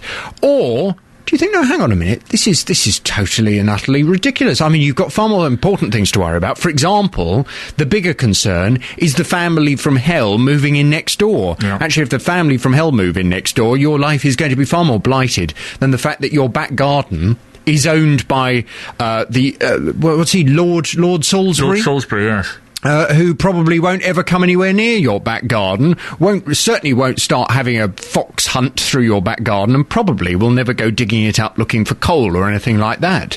I want your views from 9 this morning. Are the Welwyn Hatfield protesters wasting their time, or do you absolutely sympathise with them? 08459 455 555. I'd love to hear your thoughts on the big phone in. Joyce in Leagrave wants a word. Good morning, Joyce. Good morning. What would you like to say? You're worried about germs. I can hear your hand over your mouth. My hand is over. I know it looks rude, Jonathan, but I hope you don't take it. I can see you from here. Huh? Listen, the old-fashioned way is to have an onion and cut it the bottom flat so it stands on a saucer or whatever, because it stains. Yes. And cut it in half so you've got the top catching all the germs. What? And every day, if you can't afford another onion, you cut the top off and keep it Listen. like that, and that will catch your germs. Joyce, I'm doing okay. I can afford an onion a day if I wanted to.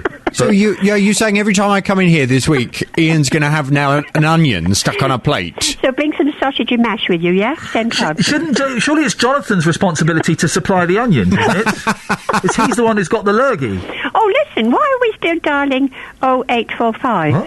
Well, that's the phone number, that's why, love. Yeah, but why can't we ring a local number? Save us money. Well, I don't know. How much does an 0845 number cost? Local rate. Local rate, Oh, Joyce. does it? Oh, thank you. That relieves me a lot. Good. Would you? I'm glad you're relieved. Would you like to apologise to Jonathan, myself, and the BBC? I'm so sorry for that. There we go. Thank you very much indeed. Across beds, hearts and bucks. This is Iain Lee. BBC Three Counties Radio.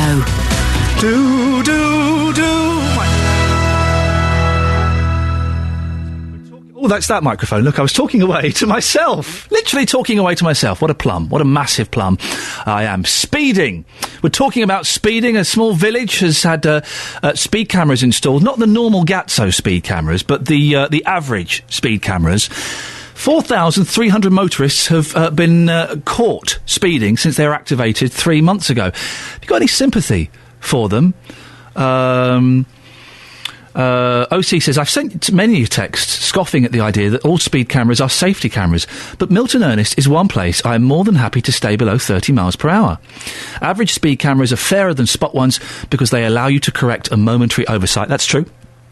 And Pat in Upper Sundon. Speeding in my village is bad. Upper Sundon. Not only do many drivers speed, they also drive on the wrong side of the road around bends.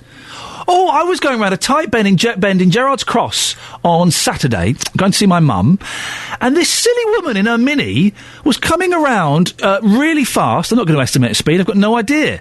Really fast, in the middle of the road. Oh, she got short shrift from me. She got a beep on the horn. 2 beeps. That's how angry I was. On this, Graham's in Oxley. Morning, Graham. Morning to you, hello. Yeah, what would you like to say, sir? Yeah, I would argue, and I know this is a sweeping statement, that the majority of drivers don't take speed cameras seriously, and the reason for that is that I live on a main road, and my drive is 30 metres from the end of the lines. You know the lines in the road? Yes. The speed camera? Yeah, I've seen them, yeah. Yeah. Well, what happens is cars come up to the speed camera, which is probably situated about 200 metres down the road. They slow down, yeah? They go over the lines, yeah? And as soon as they finish the lines, they accelerate.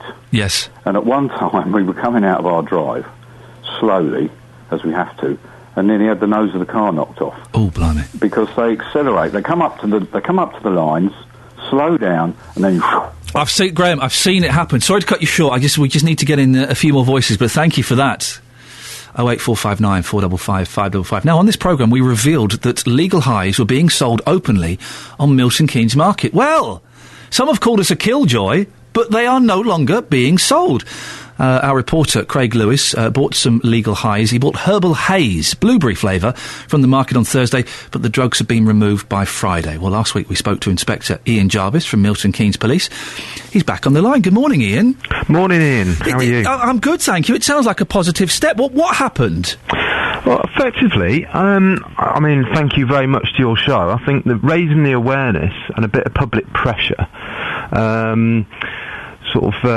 got through to the market management, and they made a very wise, in my opinion, decision, effectively asking or instructed the person selling legal highs that they no longer wanted him selling on their market. The fact is, they could turn around to any of their storeholders and say, look, don't sell, dried pasta if they really wanted to. We had the advantage there that the market owners can decide what they want sold on their market. And hats off to him. I had a really good chat to the owners, the market manager specifically. He wants me to go down, do some training with him, so he can recognise them in the future as well. So he's very pro. We've had one call this morning, Iain, calling us, and I guess by association yourself, killjoys. What would you say to that kind of attitude? It's a bit upsetting, really, because what we're trying to do and what we're trying to get through is that these things are harmful. These people are unscrupulous, in my opinion. What they're actually doing is using legislation to get round selling harmful products, effectively, like you said earlier, I heard Joe and yourself, people that are susceptible to trying and experimenting with substances that effectively are harmful. Otherwise, they wouldn't have the labelling that they have. As Craig said earlier on this morning, do not inhale, not for human consumption. Research drugs only, but we all know what they're being used for. If we've got to have a moralistic stance as well, and we've got to be real. And just saving one life, then it's worth banning these drugs. And Craig bought some Herbal Haze. I'm assured he's going to dispose of it responsibly. It sounded pretty nasty, and it says, I'm guessing you smoke it. It says if you inhale any fumes from this, then go and seek a poison expert or something. This stuff is nasty stuff, isn't it? Yes, I've got some Herbal Haze sat in front of me that I use for training purposes, and believe it or not, it's called Herbal Haze. It was obtained a couple of months before Craig obtained his, and the ingredients are totally different. That's how quick they change. But it's still being packaged and sold and marketed as Herbal Haze in a nice package to catch the attention. Obviously, this stuff, basically, it's sold as like incense, etc., not for human consumption or a research drug. No research, and it's certainly not going to be, used as incense. That's what it's for. It's for consumption. As you heard this morning, the ingredients, sometimes they're so long-winded, you've never heard of them. And this particular one, that's in, I know because I've spoken to Craig and done a little bit of research on it, it's very similar in chemical compound to some substances that are now a Class B. Right. but has been cited on some blogs I've seen and some web research I've done, that it's actually stronger than the original herbal haze, and much, much stronger than cannabis alone, which is what it's trying to mimic and imitate. Inspector Iain Jarvis, Milton Keynes Police, well done. Let's consider that one in the eye. I know the battle continues, but thank you very much indeed. Do you think we're being killjoys? No, come on. 08459 455 555. Across beds, hearts and bucks. This is Iain Lee. BBC Three Counties Morning. Radio. I've just been sent, my Uncle Huey has just sent me a picture of me as a little baby with my mum and my dad and my sister as a little girl outside my nan's. Isn't that nice? That's nice. That was 40 years old, that picture. Isn't that wonderful? Morning, this is Iain Lee, BBC Three Counties Radio, 08459 455 555. We'll speak to Justin Dealey soon, talking about speeding. We're also talking about confusing car situations that you have been involved with. Oh, dear. Sorry? Rita Cullingham. Years ago, I had an Astra, very common in Luton where I worked. Yeah. I worked nights for Royal Mail, and early one morning I got into my car to go home. After a few minutes of adjusting the mirror and waiting for it to warm up, another postman knocked on the window. Yes. He thanked me for warming his car up and then asked if I was stealing it. No, it's my car. No, he said, yours is there, pointing to an identical Astra next to his one. How does she get in it? Well, maybe the keys all work. I don't understand. The thing I like about phone-ins is when they generate debate, conversation, funny stories. Nah, this is just like a featurette. Car confusion. It happens. Call me now. 08459 455 555. Across beds, hearts and bucks. This is Iain Lee. BBC Three Counties Radio. Rest assured, none of this will be making this week's podcast. None of this will be making this week's podcast. 08459 455 555. Steve's on the line. Good morning, Steve. Morning. Steve, I'll be quick. No, well, I never believe you. Legal highs, what do you want to say? Right, they're legal. So at the end of the day, what are the police and what are you going on about it for? At the end of the day, they're not breaking the law. No. All right, it's not a nice thing for people to take. But if they want to take it, you can drink, you can smoke. So what's the difference? Are you going to ban fags and ban alcohol and ban pubs if you can start doing that line? The thing about them is, people don't know what's in them. They are on the fringes of legality. They are legal, but they're also they're very, very dangerous. They can lead to psychotic episodes. Some of them can be fun, I'm sure.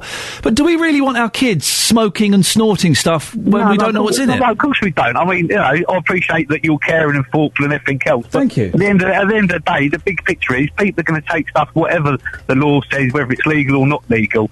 But at the end of the day, I'm surely, as a taxpayer, I want the police doing other issues and not to concern themselves with, compared to what's actually happening out there with gun crime and everything else, and rapes and murders. No. They're worrying about someone selling a bit of gear on a market. At the end of the day, at the end of the day, they should be tested. Steve. If they've been tested and they're not as bad as what people made out, that's fair enough. They haven't been tested. They Steve, shouldn't be solved. the police doesn't work. It doesn't work like that, though, does it? It doesn't work on they focus on one thing at the expense of all the others. So while they are looking into legal highs, it didn't take them much time. They had to phone up the market and they stopped.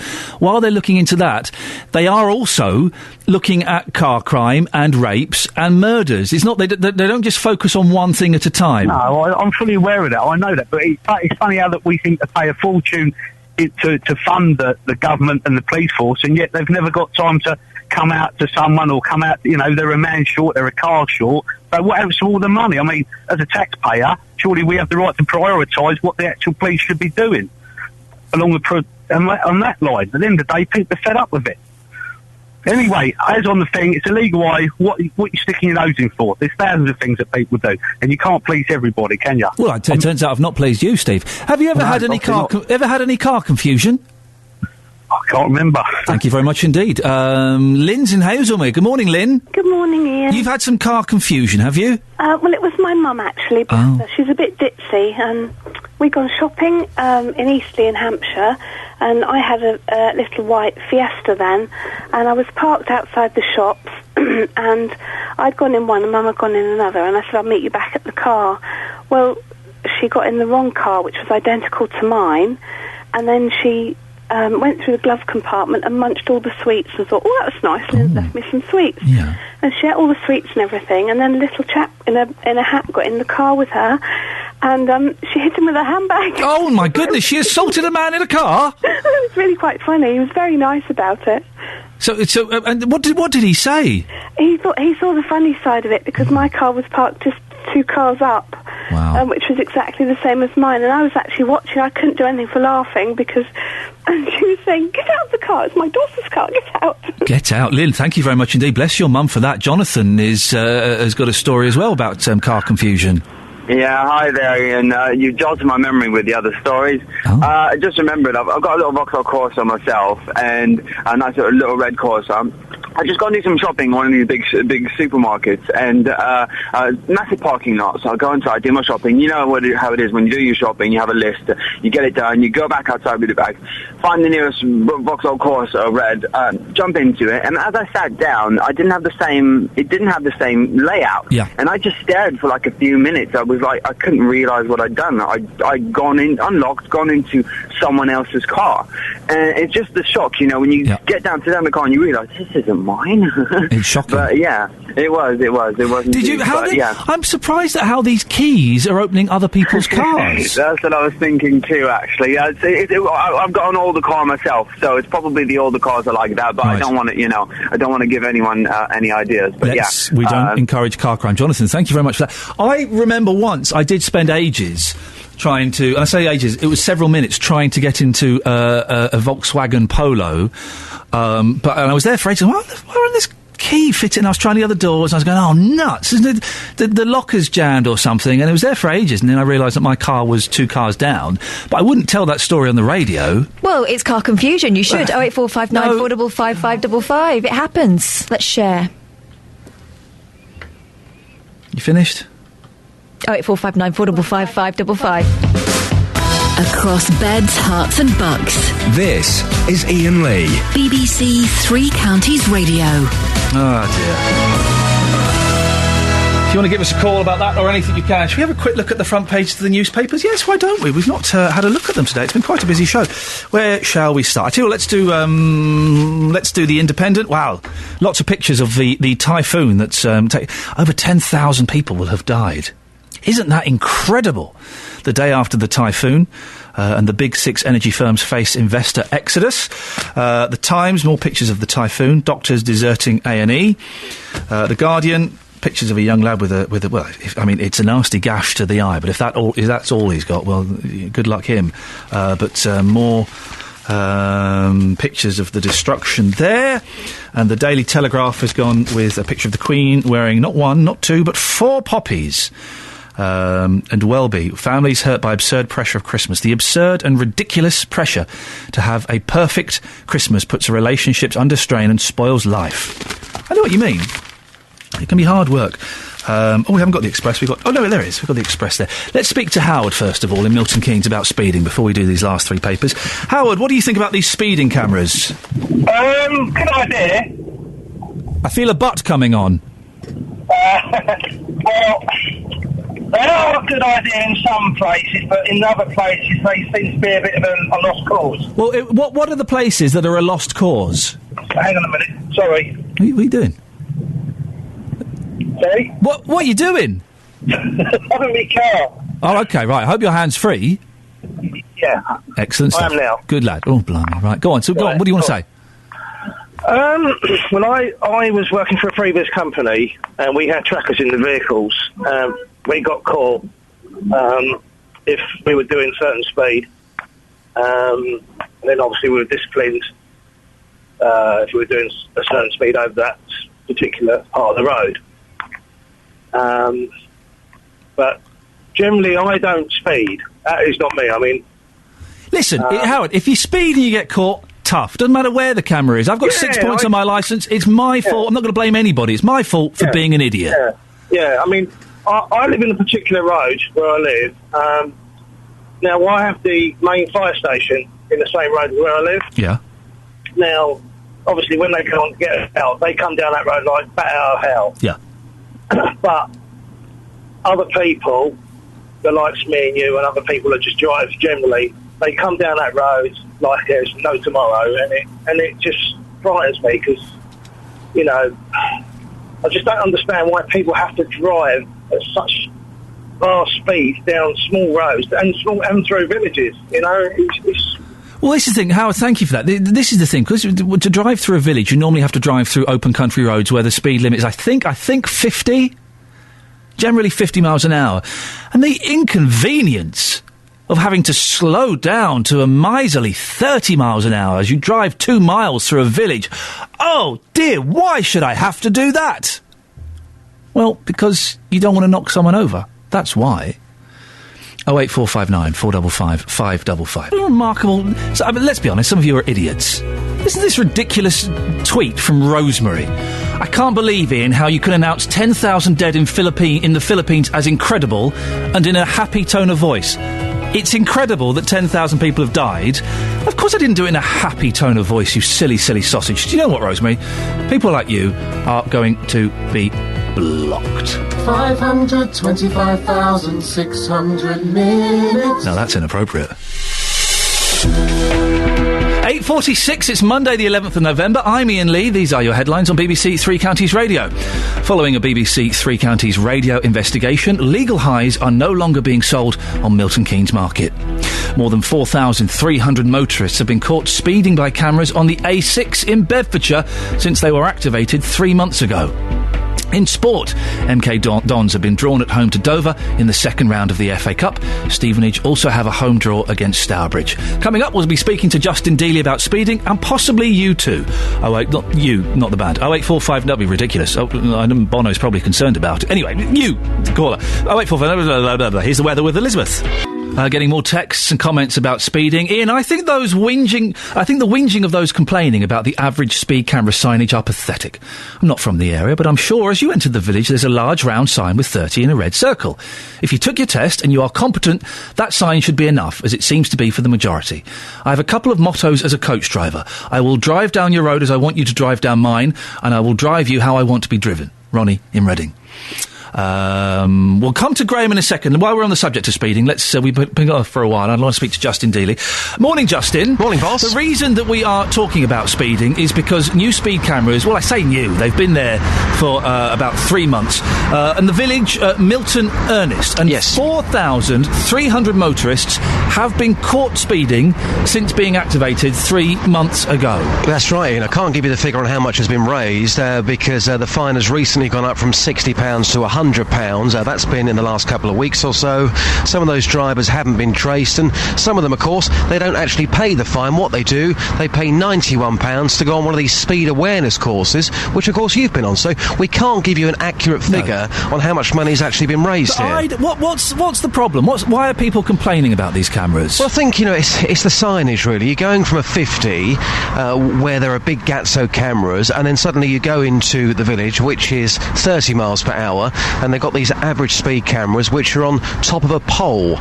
Now, that to me is not very clear, but I think the message has been slightly misunderstood. We spoke to Chiro earlier on. He knows somebody who got 4 tickets in 1 day, which I find incredible. I've also been talking to a lady in the village. This is Valerie Lincoln, and I want to pick up on this point off the back of this. Here's what happened earlier.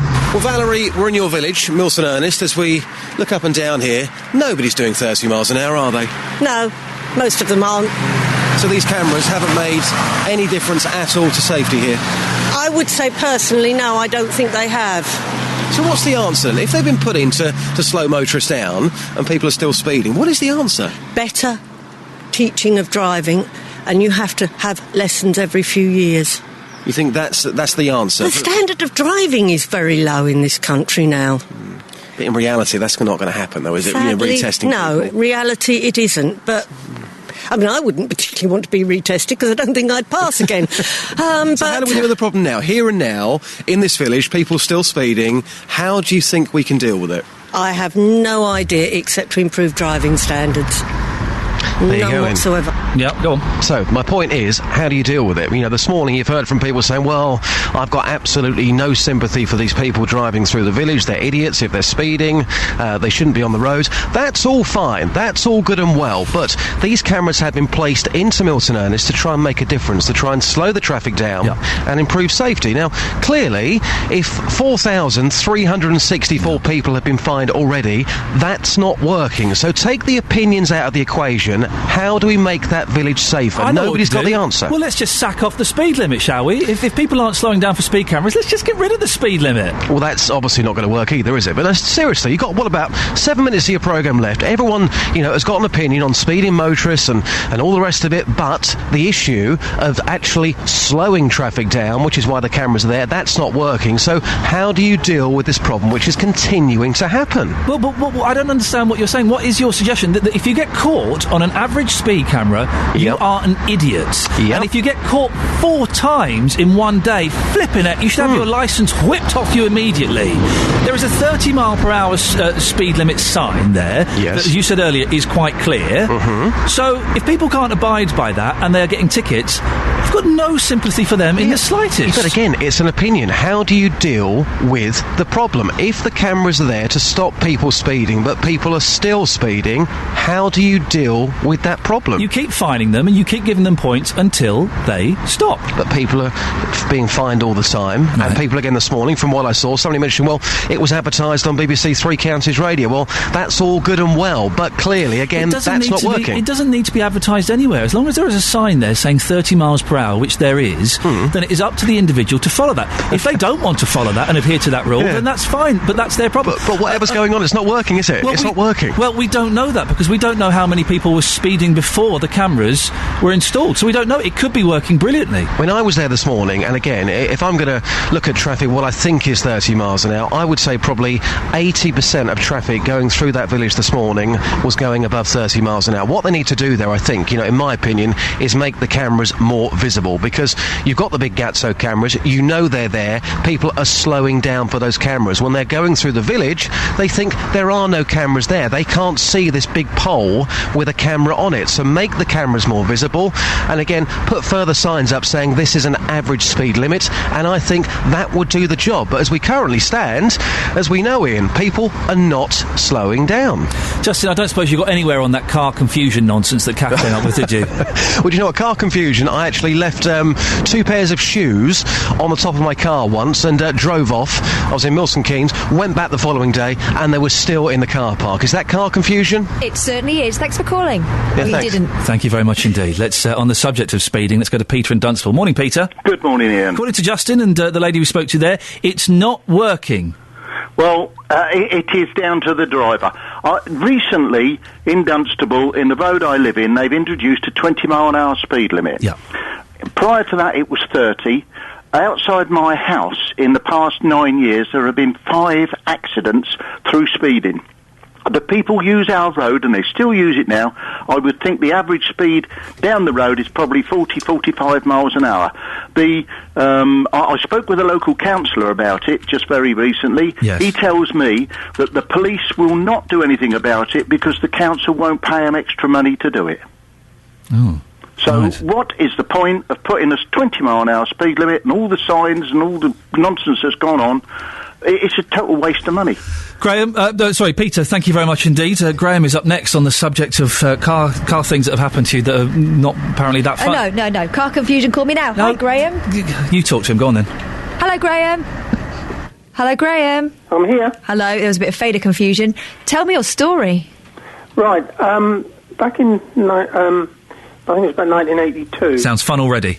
I was in my car, and there was an Escort, and you could push the handle on the driver's door up, so you could just slam the door and not have to lock it. And as I stood up after I'd done that to shut the door, the keys fell out of my pocket, and as the door slammed, the keys were on the driver's seat. My brother got out a screwdriver, just stuck it in, turned the lock, and opened it. Oh. And another thing for you. Please. Back in this was in 1984. I had a Mini Cooper S, 1971. It was registered down in Thames Ditton in Surrey.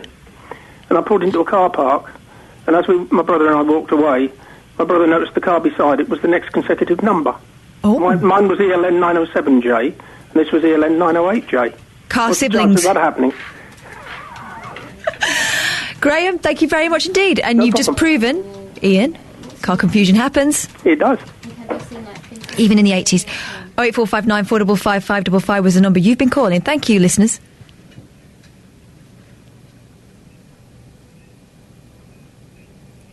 You expect me to come back in after that? After you've killed... Listen, this show could be classed as a warm-up show for JVS. We've just killed the audience stone flat with... What are you talking about? They're revved. They're pumped. But any air that may have been in their tyres was completely let down by Graham then. It was a car... He was parked next to the car with a consecutive number plate. You're not listening. Yeah, I don't know. Hey, that's not confusing.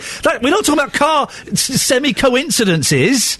That's what he's called it. He's called the car semi-coincidences hotline. He wants BBC Surrey for that. No, we were doing car confusion. There was nothing confusing about that. The only confusing thing was, how on earth did we let that call go on the radio and give not just one story, but 2 stories? Hey, you listen to me. If Graham calls, Graham gets on. That's the rule. Would you like to apologise to the listeners? No. Unbelievable. I'm not going to apologise because it wasn't my fault. If anyone... I tell you what, I'm going to get Catherine to write you all sorry notes after the show. Well, you can't win them all. Thank you very much to everyone who took part. You are very, very good sports. JVS is coming up next. Should be a cracking show. But from me, until tomorrow at 6 o'clock, I'll see you then. Ta-ta. Local and vocal across beds, hearts and bucks. This is BBC Three Counties Radio. Thank you, Iain.